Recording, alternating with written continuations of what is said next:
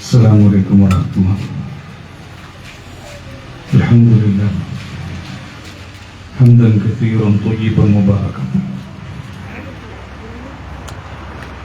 الصلاة والسلام على خاتم الأنبياء والمرسلين نبينا الحبيب محمد وعلى آله وصحبه أجمعين.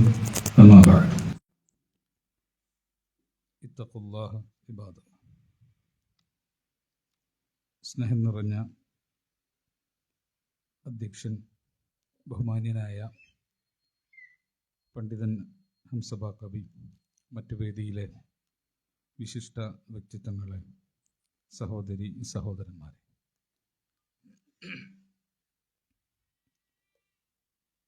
നമ്മളെല്ലാം തന്നെ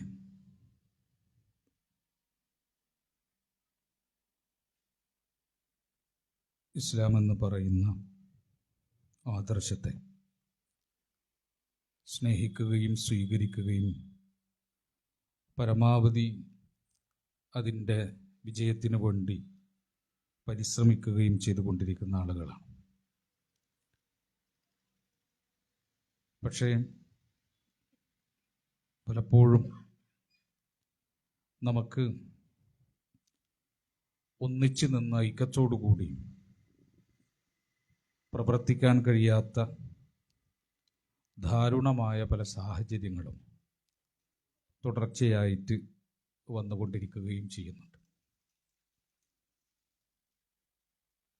ഇസ്ലാമിൻ്റെ ഒരു സ്വഭാവം മുസ്ലിം സൊസൈറ്റിക്ക് അത് വിഭാവന ചെയ്യുന്നത് ഒരു സാമൂഹികമായ പ്രാസ്ഥാനികമായ ജീവിത രീതിയാണ്. ഈ ഒരു ഉമ്മത്ത് എന്ന നിലക്ക് മുസ്ലിം സമൂഹം ഒരു പ്രാസ്ഥാനിക ജീവിതം, അല്ലെങ്കിൽ ഒരു കൂട്ടമായ സാമൂഹികമായ ഒരു ജീവിതം, സംഘജീവിതം, അത് സ്വീകരിക്കണമെന്നാണ് ഇസ്ലാം ശരിക്ക്. അതിൻ്റെ ഓരോ ഘട്ടങ്ങളിലും മുസ്ലിം സൊസൈറ്റി അത് വാർത്തെടുക്കുമ്പോൾ ഇസ്ലാം മുസ്ലിങ്ങളെ രൂപകൽപ്പന ചെയ്യുന്നത്. ഇസ്ലാമിൻ്റെ ഓരോ നിലപാട് നമ്മൾ നോക്കിയാൽ ഒറ്റപ്പെട്ട് മനുഷ്യൻ മാറി നിന്ന് പ്രവർത്തിക്കുന്ന രീതിയെ ഇസ്ലാം ഒരിക്കലും പ്രോത്സാഹിപ്പിക്കുന്നില്ല. വളരെ അപൂർവമാണ് ഏകാന്തമായ അനുഷ്ഠാനങ്ങളും ആരാധനകളുമൊക്കെ വളരെ കുറച്ചാണ് നമുക്ക് അല്ലാഹു സുബ്ഹാനഹു വ തആല നൽകിയത്. നിരന്തരമായി നമ്മൾ ആവർത്തിച്ചു കൊണ്ടിരിക്കുന്ന ആരാധനകളും അനുഷ്ഠാനങ്ങളൊക്കെ നമ്മൾ നോക്കുമ്പോൾ അതൊക്കെ ഒരു സംഘടിത സ്വഭാവത്തിൽ എപ്പോഴും ഒരു സൊസൈറ്റി എന്ന നിലക്ക് മുസ്ലിം സൊസൈറ്റി സംഘടിച്ച് നിൽക്കുന്നതിനെ പ്രോത്സാഹിപ്പിക്കുന്ന അവസ്ഥയാണ് നമുക്ക് കാണാൻ സാധിക്കുക. ഇപ്പൊ നമസ്കാരത്തെ പറ്റിയിട്ട് നമുക്ക് കാണാം. റസൂലുള്ളാഹി സ്വല്ലല്ലാഹു അലൈഹി വസല്ലം പറഞ്ഞല്ലോ, വസ്സലാത്തു റജുലി മഅർ റജുലി അസ്കാ മിൻ സ്വലാത്തിഹി വഹദഹു. ഒരു മനുഷ്യൻ ഒറ്റക്ക് നമസ്കരിക്കുന്നതിനേക്കാൾ ശ്രേഷ്ഠമായ കാര്യം രണ്ട് മനുഷ്യന്മാർ ചേർന്ന് നിസ്കരിക്കുക. ഇനിയോ വസ്സലാത്തു റജുലി മഅർ റജുലൈനി അസ്കാ മിൻ സ്വലാത്തിഹി മഅർ റജുൽ. രണ്ട് മനുഷ്യന്മാർ ചേർന്ന് നിസ്കരിക്കുന്നേക്കാൾ ഒരാൾ കൂടി ചേർന്ന് മൂന്ന് ആളുകളായിട്ട് നിസ്കരിക്കുന്നതാണ്. വമാ കാനു അക്സർ, എത്രാണോ അത് അധികരിക്കുന്നത്, ഫഹുവ അഹബ്ബു ഇലല്ലാഹി അസ്സ വജല്ല, പടച്ചോൻക്ക് അത് ഏറ്റവും ഇഷ്ടമാണ്. മുസ്ലിങ്ങൾ ഇങ്ങനെ കൂട്ടമായിട്ടായിരിക്കണം മുസ്ലിങ്ങളുടെ ജീവിതം, സംഘടിതമായിരിക്കണം. പ്രാസ്ഥാനികമായ ഒരു ജീവിത രീതിയാണ് മുസ്ലിം സൊസൈറ്റിക്ക് റബ്ബ് സുബ്ഹാനഹു വ തആല ആഗ്രഹിക്കുന്നത്. സഹാബികൾ ചിലപ്പോ അവർക്ക് ദാരിദ്ര്യം ഉണ്ടായിരുന്നു, ഭക്ഷണത്തിന്റെ അഭാവം ഉണ്ടായിരുന്നു, പ്രയാസം ഉണ്ടായിരുന്നു, തിന്നത് വയറ് നിറയാത്ത അവസ്ഥ ഒക്കെ സ്വഹാബികൾക്ക് ഉണ്ടായിരുന്നു. അങ്ങനെ സ്വഹാബികൾ റസൂലുള്ളാഹി സ്വല്ലല്ലാഹു അലൈഹി വസല്ലമയുടെ അടുത്ത് വന്നിട്ട് പറഞ്ഞു, ഇന്നാ നഅകുലു വലാ നശ്ബഉ, ഞങ്ങൾ ഭക്ഷണമുണ്ട് പക്ഷെ ഞങ്ങൾക്ക് വിശപ്പ് മാറുന്നില്ല റസൂലേ, ഞങ്ങൾക്ക് ഭക്ഷണം കഴിക്കാനുണ്ട് പക്ഷെ വിശപ്പ് മാറുന്നില്ല. അപ്പൊ റസൂലുള്ളാഹി സ്വല്ലല്ലാഹു അലൈഹി വസല്ലം അവരോട് തിരിച്ചു ചോദിച്ചെന്തറിയോ, ഫലഅല്ലകും തഫ്തരിഖൂൻ, നിങ്ങൾ ഭിന്നിച്ചിട്ടാണോ നിങ്ങൾ ഭക്ഷണം കഴിക്കുന്നത്? നിങ്ങൾ വേർപെട്ടിരുന്ന് വ്യത്യസ്ത സ്ഥലങ്ങളിൽ ഇരുന്നിട്ടാണോ നിങ്ങൾ ഭക്ഷണം കഴിക്കുന്നത്? ഖാലു, അവർ പറഞ്ഞു, നഅം, അതേ റസൂലേ, ഞങ്ങൾ അങ്ങനെയാണ് ഭക്ഷണം കഴിക്കുക. അപ്പൊ റസൂലുള്ളാഹി സ്വല്ലല്ലാഹു അലൈഹി വസല്ലം അവരോട് പറയാണ്, ഫജ്തമിഉ അലാ തുആമിക്കും, എന്നാ നിങ്ങളെ ഭക്ഷണങ്ങൾ എന്ത് ചെയ്യണം, നിങ്ങൾ ഒരുമിച്ച് വെക്കണം, ഒരുമിച്ച് ശേഖരിക്കണം. എന്നിട്ടോ വദ്കുറുസ്മല്ലാഹ്, പടച്ചവന്റെ പേരുച്ചരിച്ചുകൊണ്ട് ഒന്നിച്ചിരുന്നിട്ട് നിങ്ങൾ ആ ഭക്ഷണം കഴിച്ചാൽ യുബാരിക്കലക്കും ഫീ, നിങ്ങൾക്ക് അതിൽ അള്ളാഹു ബർക്കത്ത് കൊടുക്കുന്നതാണ്. അപ്പൊ ഭക്ഷണം കഴിക്കുമ്പോൾ മുസ്ലിങ്ങളുടെ ഒരു കൾച്ചർ എന്താ? നമ്മുടെ നാട്ടിൽ ആ കൾച്ചർ കാര്യമായിട്ട് പിന്തുടരപ്പെടുന്നില്ല. പക്ഷെ മുസ്ലിം സൊസൈറ്റിയുടെ കൾച്ചർ, ഒരു ഭക്ഷണം ഉണ്ടെങ്കിൽ ഒരു തളികക്ക് ചുറ്റും ആളുകളെല്ലാം കൂട്ടമായി ഇരുന്ന് അങ്ങനെ ഭക്ഷണം കഴിക്കുന്ന രീതിയാണ് അള്ളാഹു സുബ്ഹാനഹു വ തആല മുസ്ലിങ്ങൾക്ക് അവരുടെ ഒരു കൾച്ചറായിട്ട് പഠിപ്പിച്ചിട്ടുള്ളത്. അങ്ങനെ എല്ലാ രംഗത്തും യാത്രയെപ്പറ്റി പറയുമ്പോൾ ഹദീസുകളിൽ കാണാം, റസൂലുള്ളാഹി സ്വല്ലല്ലാഹു അലൈഹി വസല്ലമ പറഞ്ഞു, ഒരു മനുഷ്യൻ ഒറ്റക്ക് രാപ്പാർക്കുന്നത്, അതുപോലെ തന്നെ ഒറ്റക്ക് യാത്ര ചെയ്യുന്നത്, അതൊക്കെ എന്താണ്? അല്ലാഹു സുബ്ഹാനഹു വ തആല തീരെ അത് ഒരു ബർക്കത്തായ കാര്യമായിട്ട്, ഒരു പ്രോത്സാഹിപ്പിക്കപ്പെടുന്ന കാര്യമായിട്ട് അല്ലാഹു സുബ്ഹാനഹു വ തആല പരിഗണിക്കില്ല. മനുഷ്യൻ ഒറ്റക്കാവരുത്. അവന് സംഘബോധമുള്ള ഒരു പ്രാസ്ഥാനിക ജീവിതത്തിന്റെ ഉടമയായിട്ട് അവന് മാറണം എന്ന് റസൂലുള്ളാഹി സ്വല്ലല്ലാഹു അലൈഹി വസല്ലമയുടെ ഉത്ബോധനങ്ങളിലും വിശുദ്ധ ഖുർആന്റെ താല്പര്യങ്ങളിലുമൊക്കെ നമുക്ക് കാണാൻ സാധിക്കും. അപ്പൊ മുസ്ലിം സൊസൈറ്റി എന്ന് പറഞ്ഞാൽ അവരൊരു സംഘബോധമുള്ള, ഒരു പ്രാസ്ഥാനിക ജീവിതമുള്ള ഒരു ജീവിത ശൈലിയിലൂടെയാണ് മുസ്ലിമീങ്ങൾ ജീവിച്ചു പോകേണ്ടത് എന്നത് അല്ലാഹു സുബ്ഹാനഹു വ തആല പഠിപ്പിക്കുകയാണ്. ഈ യാത്രയുമായി ബന്ധപ്പെട്ടുകൊണ്ട് നമുക്ക് കാണാം, അവിടെ റസൂലുള്ളാഹി സ്വല്ലല്ലാഹു അലൈഹി വസല്ലമ പഠിപ്പിച്ച ഹദീസുകളിൽ കാണാം, ഇദാ ഖറജ സലാസത്തുൻ ഫി സഫറിൻ, നിങ്ങൾ യാത്രയിൽ 3 പേരുണ്ടെങ്കിൽ, ഒരു യാത്രയിൽ 3 പേരുണ്ടെങ്കിൽ ഫൽയുഅമ്മിറു അഹദുക്കും, അതിൽ ഒരുത്തനെ നിങ്ങൾ എന്ത് ചെയ്യണം? അമീറായിട്ട് നിശ്ചയിക്കണം, നേതാവായിട്ട് നിശ്ചയിക്കണം. നിങ്ങൾ 3 ആൾ കൂടി യാത്ര ചെയ്യുമ്പോൾ ഒരാൾ നേതാവായിട്ട് മാറണം എന്ന് റസൂലുള്ളാഹി സ്വല്ലല്ലാഹു അലൈഹി വസല്ലമ പഠിപ്പിക്കണ കാണാൻ സാധിക്കും. അപ്പൊ ഈ ചെറിയൊരു സംഘാണെങ്കിലും അതൊരു ജമാഅത്തായിട്ട്, ഒരു ഇമാമായിട്ട്, ഒരു കൂട്ടമായിട്ട്, ഒരു പ്രാസ്ഥാനിക രൂപമുള്ള, പ്രാസ്ഥാനിക ശീലമുള്ള ഒരു സൊസൈറ്റിയായിട്ട് മുസ്ലിം സമൂഹം മാറണം എന്നത് അല്ലാഹു സുബ്ഹാനഹു വ തആല ഇഷ്ടപ്പെടുന്ന കാര്യമാണ്. ഇതാണ് ഇസ്ലാമിന്റെ ഒരു സ്ട്രക്ചർ എന്ന് പറയാം. മുസ്ലിം സൊസൈറ്റി എങ്ങനെ ആയിരിക്കണം എന്നതിൽ ഇസ്ലാമിന്റെ സ്ട്രക്ചർ എന്ന് പറഞ്ഞാൽ ഇതാണ്. ഈ സ്ട്രക്ചർ ഇതിന് വിഘാതം സൃഷ്ടിക്കുന്ന, ഇതിന് അലംഭാവം സൃഷ്ടിക്കുന്ന, ഇതിന്റെ ഈ തനിമ, ഈ രൂപം, ഈ ഘടനയെ നശിപ്പിക്കുന്നതാണ് ഭിന്നതകൾ എന്നുള്ളത്. അത് ആത്യന്തികമായിട്ട് നമ്മളെല്ലാം മനസ്സിലാക്കേണ്ട കാര്യമാണ്. ഒരു സംഘടന ഭിന്നിക്കുമ്പോൾ, ഒരു ജമാഅത്ത് ഭിന്നിക്കുമ്പോൾ, ഒരു കൂട്ടം ഭിന്നിക്കുമ്പോൾ അത് അല്ലാഹു സുബ്ഹാനഹു വ തആല ഒരിക്കലും ഇഷ്ടപ്പെടുന്ന കാര്യമേ അല്ല. ഭിന്നത പാടില്ല. മറിച്ച് ഐക്യപ്പെട്ട് ഒരുമിച്ച് നിൽക്കാൻ സാധിക്കണം. ഭിന്നിച്ച ആളുകൾ അവർ എപ്പോഴും ഒന്നിക്കാനുള്ള പ്രാർത്ഥനയും മാനസികാവസ്ഥയുമായിട്ട് എപ്പോഴും മുന്നോട്ട് പോകണം. ഇത് അല്ലാഹു സുബ്ഹാനഹു വ തആല പഠിപ്പിക്കുന്ന കാര്യമാണ്. കാരണം ഇത് നല്ല കാര്യമായിട്ടല്ല. പരലോകത്ത് ഓരോ ഭിന്നതകളിലും നമ്മൾ അടിസ്ഥാനപരമായിട്ട് മനസ്സിലാക്കേണ്ട വിഷയമാണ്. ഓരോ ഭിന്നതകളിലും നമ്മൾ കണക്ക് പറയേണ്ടി വരും. ഓരോ ഭിന്നതകളിലും പരസ്പരം 2 ചേരികളിലാക്കിയ, വിശ്വാസികളെ പരസ്പരം അകറ്റുന്ന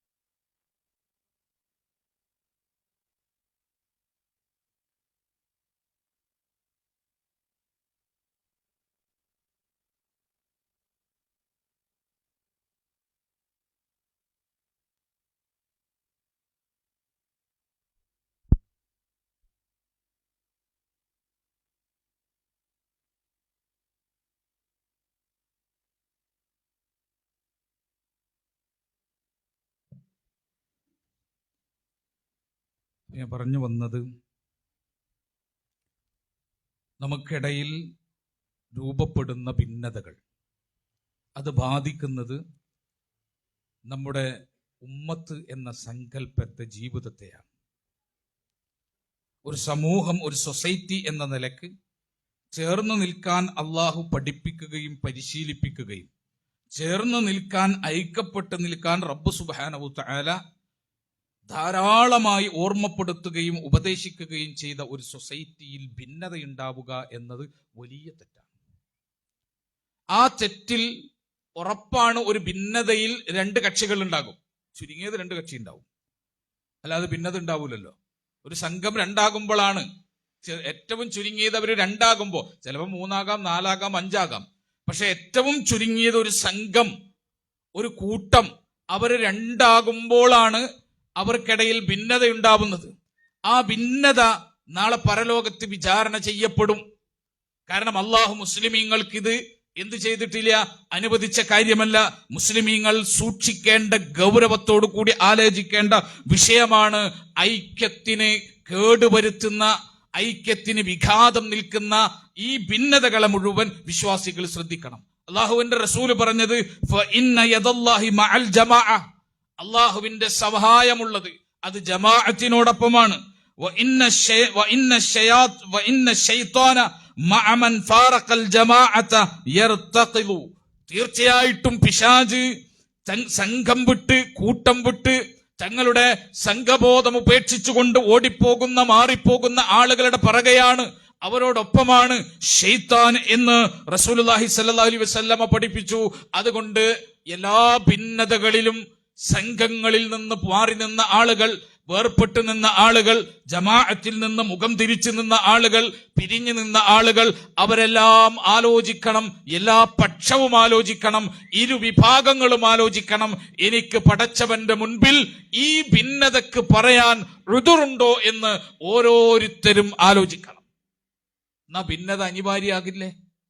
ഭിന്നത അള്ളാഹു അനുവദിച്ചിട്ടില്ല. ഐക്യത്തോടെ, സ്നേഹത്തോടെ നിൽക്കണം, ഒന്നിച്ചു നിൽക്കണം, വിട്ടുവീഴ്ച ചെയ്ത് പരമാവധി യോജിച്ച് മുന്നോട്ട് പോകണം.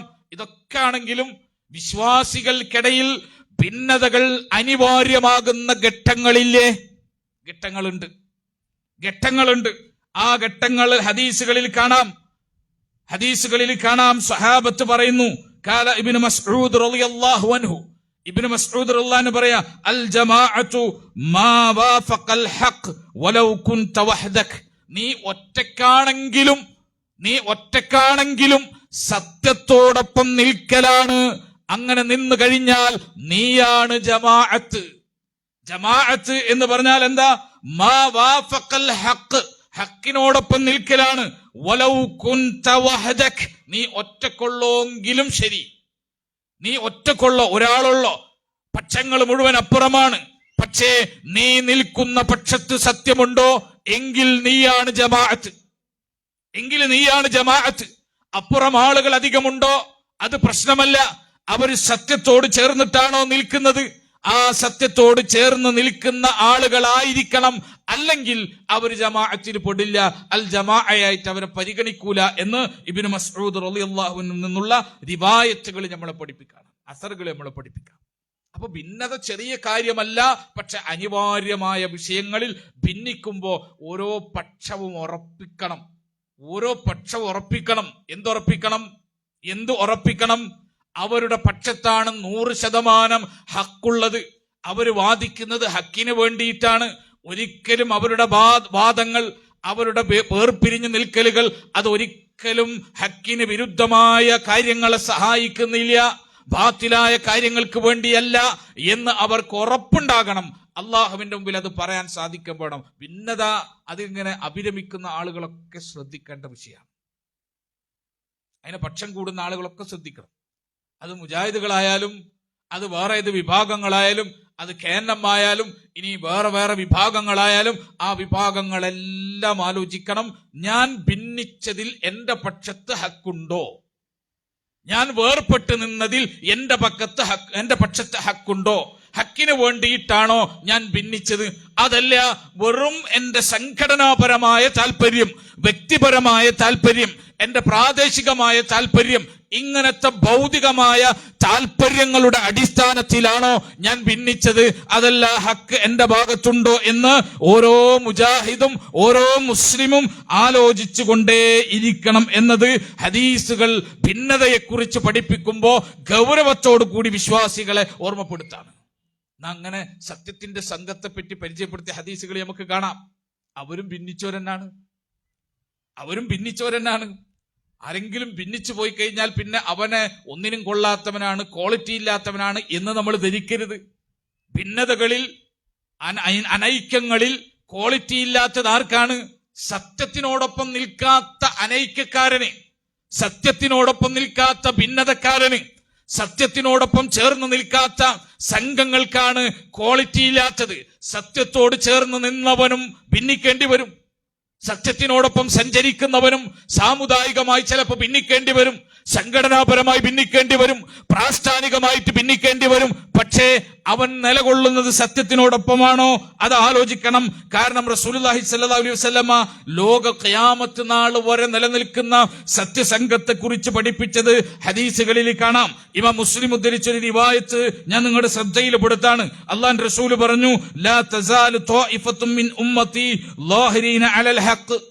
ലാ തസാലു ത്വായിഫത്തും മിൻ ഉമ്മത്തി, എന്റെ ഉമ്മത്തിൽ ഒരു വിഭാഗം കണ്ടിന്യൂ ആയിട്ട് നിലകൊണ്ടേ ഇരിക്കും, നിരന്തരമായിട്ടൊരു വിഭാഗം നിലകൊണ്ടിരിക്കും. ളാഹിരീന അലൽ ഹഖ്, സത്യത്തിന്റെ മേൽ അവരെന്തായിരിക്കും?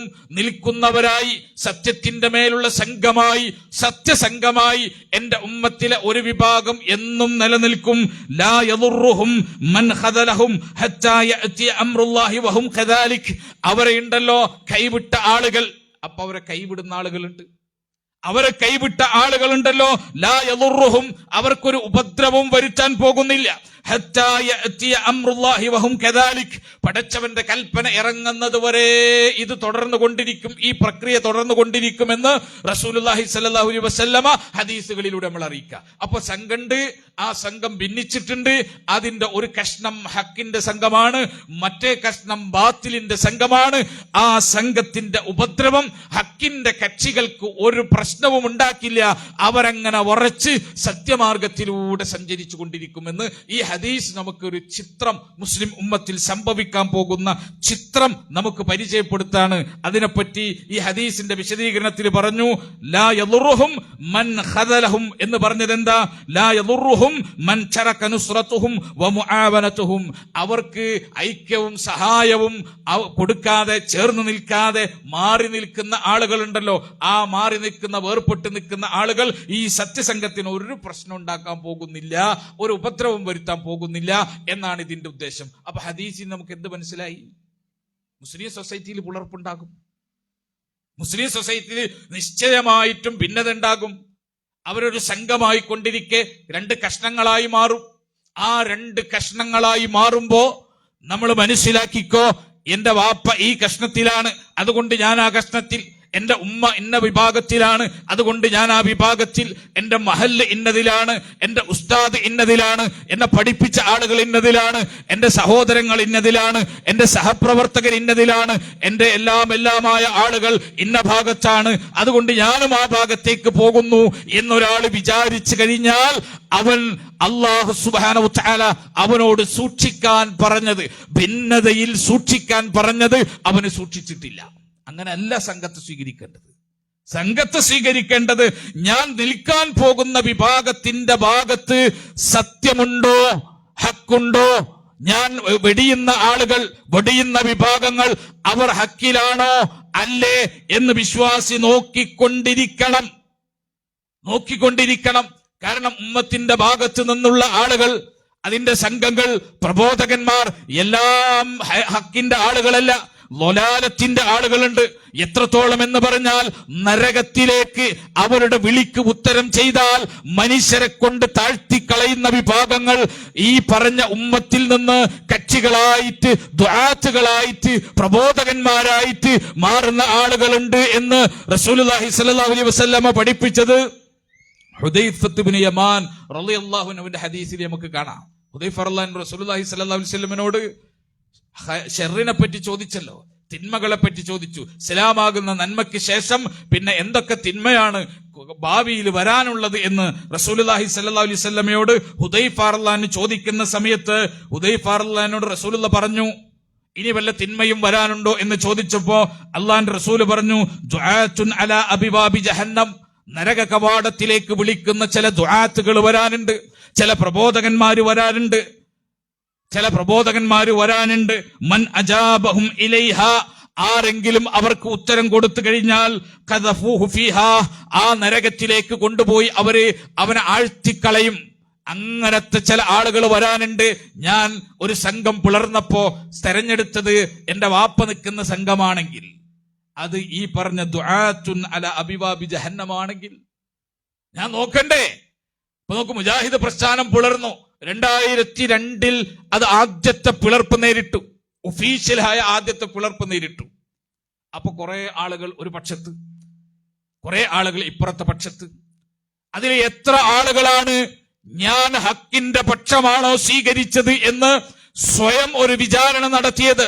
രണ്ട് സംഘങ്ങളും പറയുന്ന കാര്യങ്ങൾ വളരെ നിഷ്പക്ഷമായി പഠിച്ചിട്ട്, നിരൂപണം ചെയ്തിട്ട്, അതിനെ വിമർശന വിധേയമാക്കിയിട്ട്, അതിനെ നിരൂപണ വിധേയമാക്കിയിട്ട് ഇന്ന ഭാഗമാണ് ശരി എന്ന് ഉറച്ചിട്ട് തീരുമാനമെടുത്ത ആളുകൾ ആരാണ്? നമ്മൾ ശ്രദ്ധിക്കണ്ടേ? ഈ കാര്യങ്ങളിലൊന്നും നമുക്ക് പ്രത്യേക കൺസേൺ ഇല്ലേ? നമുക്ക് പ്രത്യേക ശ്രദ്ധയില്ലേ? നമ്മൾ ശ്രദ്ധിക്കേണ്ടതില്ലേ? പിന്നെയും മുജാഹിദ് പ്രസ്ഥാനത്തിൽ പല പല പിളർപ്പുകൾ വന്നു. 2012 മുജാഹിദ് പ്രസ്ഥാനത്തിൽ വീണ്ടും രണ്ടാമത്തെ വലിയൊരു പിളർപ്പുണ്ടായി. അന്ന് വിഭാഗങ്ങളായിട്ട് മുജാഹിദുകൾ മാറി, ഒരു കക്ഷി അപ്പുറം, മറുകക്ഷി ഇപ്പുറം. അപ്പോൾ നമ്മൾ ശ്രദ്ധിക്കേണ്ടതെന്താ? നമ്മൾ പറഞ്ഞത് എന്താ? ഇത് പിളർന്ന സംഘം. ആ സംഘവുമായിട്ട് പിന്നെ ഇങ്ങനെ മുന്നോട്ട് പോകാൻ നമുക്ക് മടി, മരവിപ്പ്, താല്പര്യമില്ലായ്മ, ഇതിങ്ങനെ പിളരാണല്ലോ എന്ന് പറഞ്ഞു. നിങ്ങൾ മനസ്സിലാക്കിക്കോളണം, പിളരും. സത്യസംഘം പിളർന്നു കൊണ്ടിരിക്കും. അത് റസൂലുള്ളാഹി സ്വല്ലല്ലാഹു അലൈഹി വസല്ലം പഠിപ്പിച്ചതാണ്. ലാ യദുറുഹും മൻ ഖദലഹും എന്ന് റസൂലുള്ള പറഞ്ഞത് എന്താ? ഈ സത്യത്തിന്റെ സംഘത്തെ കൈവിട്ടു പോയവർ, ഇതിൽ നിന്ന് ഭിന്നിച്ചു പോയവർ, ഇതിനെ എതിർത്ത് നിന്നവർ, ഇതിനെ തള്ളിപ്പറഞ്ഞവർ, ഇതിനോട് വിമുഖത കാണിച്ചു നിന്നവർ, അവരൊന്നും ഈ സംഘത്തെ ഉപദ്രവിക്കാൻ പോകുന്നില്ല, അവരൊന്നും ഈ സംഘത്തിന് ഒരു ചുക്കും വരുത്താൻ പോകുന്നില്ല എന്ന് റസൂലുള്ളാഹി സ്വല്ലല്ലാഹു അലൈഹി വസല്ലം പറഞ്ഞത് ആരെ പറ്റിയിട്ടാണ്? സത്യസംഘത്തെ പറ്റിയിട്ടാ. അപ്പൊ നമ്മൾ ഉറപ്പിച്ചോ, ഭിന്നത ഉണ്ടാവും. ഭിന്നത ഉണ്ടാകുമ്പോ നമ്മൾ ശ്രദ്ധിക്കേണ്ട വിഷയം എന്താ? നമ്മൾ ശ്രദ്ധിക്കേണ്ട വിഷയം, എന്റെ സംഘത്തിന്റെ ഭാഗത്ത് സത്യമുണ്ടോ? എന്റെ സംഘത്തിന്റെ ഭാഗത്ത് സത്യമുണ്ടോ? ഇത് ഓരോ സംഘടനയിലെ വിഭാഗങ്ങളിലേക്ക് ചേക്കേറിയ ആണും പെണ്ണും ചിന്തിക്കണം, കേന്ദ്രന്മാരും ചിന്തിക്കണം. കേരള നദ്വത്തുൽ മുജാഹിദീൻ മുന്നോട്ട് വെച്ച നയനിലപാടുകൾ, ആദർശങ്ങൾ, അതാണോ സത്യം? അതല്ല അതിൽ നിന്ന് ഭിന്നിച്ച് മാറിപ്പോയ ആളുകൾ അവർ പറയുന്നതാണോ സത്യം? കേന്ദ്രന്മാർ ചിന്തിക്കണം, പഠിക്കണം, നിരൂപണം ചെയ്യണം, എന്നിട്ട് ഉറപ്പുവരുത്തണം കേന്ദ്രമ്മ പറഞ്ഞതാണ് സത്യം, ആ ഭാഗത്താണ് ശരി, ആ ഭാഗത്താണ് ന്യായം എന്ന് ഉറപ്പുവരുത്തിയിട്ട് ഇവിടെ നമ്മൾ എന്ത് ചെയ്യാൻ പാടുള്ളൂ? ഈ ഭിന്നതയിൽ ഒരു ഭാഗത്ത് നമ്മൾ തെരഞ്ഞെടുക്കാൻ പാടുള്ളൂ. അങ്ങനെ അല്ല തെരഞ്ഞെടുത്തത് എങ്കിൽ നമ്മൾ ആലോചിച്ചു നോക്കൂ. റസൂലുള്ളാഹി സ്വല്ലല്ലാഹു അലൈഹി വസല്ലം പറഞ്ഞ ദുആത്തുൻ അലാ അബിവാബി ജഹന്നം, നരക കവാടത്തിലേക്ക് വിളിച്ച ചില പ്രബോധകന്മാരുടെ കൂടെയാണ് നമ്മൾ പോയി നിന്നതെങ്കിൽ, അവരോടൊപ്പമാണ് ചേക്കേറിയതെങ്കിൽ, മൻ അജാബഹും ഇലൈഹ, ആരാണ് അവർക്ക് വിളിക്ക് ഉത്തരം ചെയ്തത്? ഖദഫൂഹു ഫീഹാ, ആ നരകത്തിൽ കൊണ്ടുപോയിട്ട് അവർ നമ്മളെ ആഴ്ത്തിക്കളയും. ഫഖുൽതു, ഹുദൈഫ റളിയല്ലാഹു അൻഹു പറയാ, അപ്പൊ ഞാൻ റസൂലുള്ളാഹിയോട് ചോദിച്ചു, യാ റസൂലുള്ളാഹ് സിഫ്ഹും ലനാ, ആ സംഘത്തെ പറ്റി, മനുഷ്യനെ പഴപ്പിക്കുന്ന, നരകത്തിൽ കൊണ്ടുപോയിടുന്ന ആ സംഘത്തെ പറ്റി ഞങ്ങൾക്കൊന്ന് വിവരം അറിയിച്ചു തരും നബിയേ. ഖാൽ, നബി പറഞ്ഞു കൊടുത്തു, ഖൗമുൻ, അവരൊരു ജനതയാണ്, മിൻ ജിൽദത്തിന, നമ്മുടെ തൊലികളിലുള്ള ജനത എന്ന് പറഞ്ഞാൽ നമ്മുടെ വർഗത്തിൽപ്പെട്ട ജനത, വതകല്ലമൂന ബിഅൽസിനതിന, നമ്മുടെ ഭാഷ സംസാരിക്കുന്ന, അറബി സംസാരിക്കുന്ന ജനത. ഖുൽതു, ഞാൻ റസൂലുള്ളാഹിയോട് വീണ്ടും ചോദിച്ചു, യാ റസൂലുള്ളാഹ് ഫമാ തറാ ഇൻ അദ്റകനി ദാലിക്, അവരെ ഞാൻ കണ്ടുമുട്ടിയാൽ ഞാൻ എന്താണ് നബിയെ ചെയ്യേണ്ടത്? അങ്ങനെ സത്യത്തിൽ നിന്ന് തെറ്റിച്ച് കളയുന്ന, ഭിന്നതയുണ്ടാക്കുന്ന, ബാത്തിലിലേക്ക് ക്ഷണിക്കുന്ന, ഹക്കിൽ നിന്ന് അകറ്റിക്കളയുന്ന, നരക കവാടത്തിലേക്ക് കൊണ്ടുപോകുന്ന ഈ സംഘങ്ങൾ ഞാൻ ജീവിച്ചിരിക്കുമ്പോ എന്റെ മുമ്പിൽ പ്രത്യക്ഷപ്പെട്ട് കഴിഞ്ഞാൽ ഞാൻ എന്ത് ചെയ്യണം നബിയെ? ഖാൽ റസൂലുള്ള പറഞ്ഞു കൊടുക്കാണ് ഹുദൈഫ റളിയല്ലാഹു തൽസം ജമാഅത്തുൽ മുസ്ലിമീന വ ഇമാമഹും, നീ എന്ത് ചെയ്യണമെന്നോ? മുസ്ലിമീങ്ങളുടെ ഇമാമിനും ജമാഅത്തിനും ഒപ്പം ചേർന്ന് നിന്നേക്കണം. ഫഖുൽതു, അപ്പോൾ ഹുദൈഫ റളിയല്ലാഹു പറയാ, വീണ്ടും ഞാൻ അപ്പോൾ റസൂലുള്ളാഹിയോട് ചോദിച്ചു, ഫഇൻ ലം തകുൻ ലഹും ജമാഅത്തുൻ വലാ ഇമാമുൻ, അന്ന് മുസ്ലിമീങ്ങൾക്ക് ഒരു ജമാഅത്തോ ഇമാമോ ഇല്ലാത്ത അവസ്ഥയിലാണെങ്കിൽ ഞാൻ എന്ത് ചെയ്യണം നബിയെ? ഖാൽ, അവിടുന്ന് റസൂലുള്ളാഹി ഉത്തരം പറഞ്ഞു, ഫഅതസിൽ തിൽകൽ ഫിർഖ കുല്ലഹ, ആ മുഴുവൻ ബാത്തിലിന്റെ കക്ഷിയെയും നീ വിട്ടുകളയണം, അവരെ ഉപേക്ഷിക്കണം. വലൗ അൻത അലാ അസ്ലി ഷജറത്തിൻ ഹത്താ യുദ്രികൽ മൗത്ത് വ അൻത അലാ ദാലിക്, നിനക്ക് മരണം വരുന്നത് വരെ ഒരു മരത്തിന്റെ വേര് മുരട് കടിച്ചു പിടിച്ചിട്ടായാലും ശരി ആ ബാത്തിലിന്റെ ദുആത്തുൻ അലാ അബിവാബി ജഹന്നം എന്ന് പറഞ്ഞ സംഘത്തിലേക്ക് നീ പോകരുത്. ഏതെങ്കിലും മരത്തിൽ നീ കടിച്ചു പിടിച്ചു നിന്നോ, അങ്ങനെ കടിച്ചു പിടിച്ച് നിന്റെ ആയുസ് മരണം കൊണ്ടുപോകുന്നത് വരെ ഈ പഴച്ച കക്ഷികളിലേക്ക് നീ പോകല്ലേ എന്ന് റസൂലുള്ളാഹി സ്വല്ലല്ലാഹു അലൈഹി വസല്ലമ ഉപദേശം കൊടുത്തു.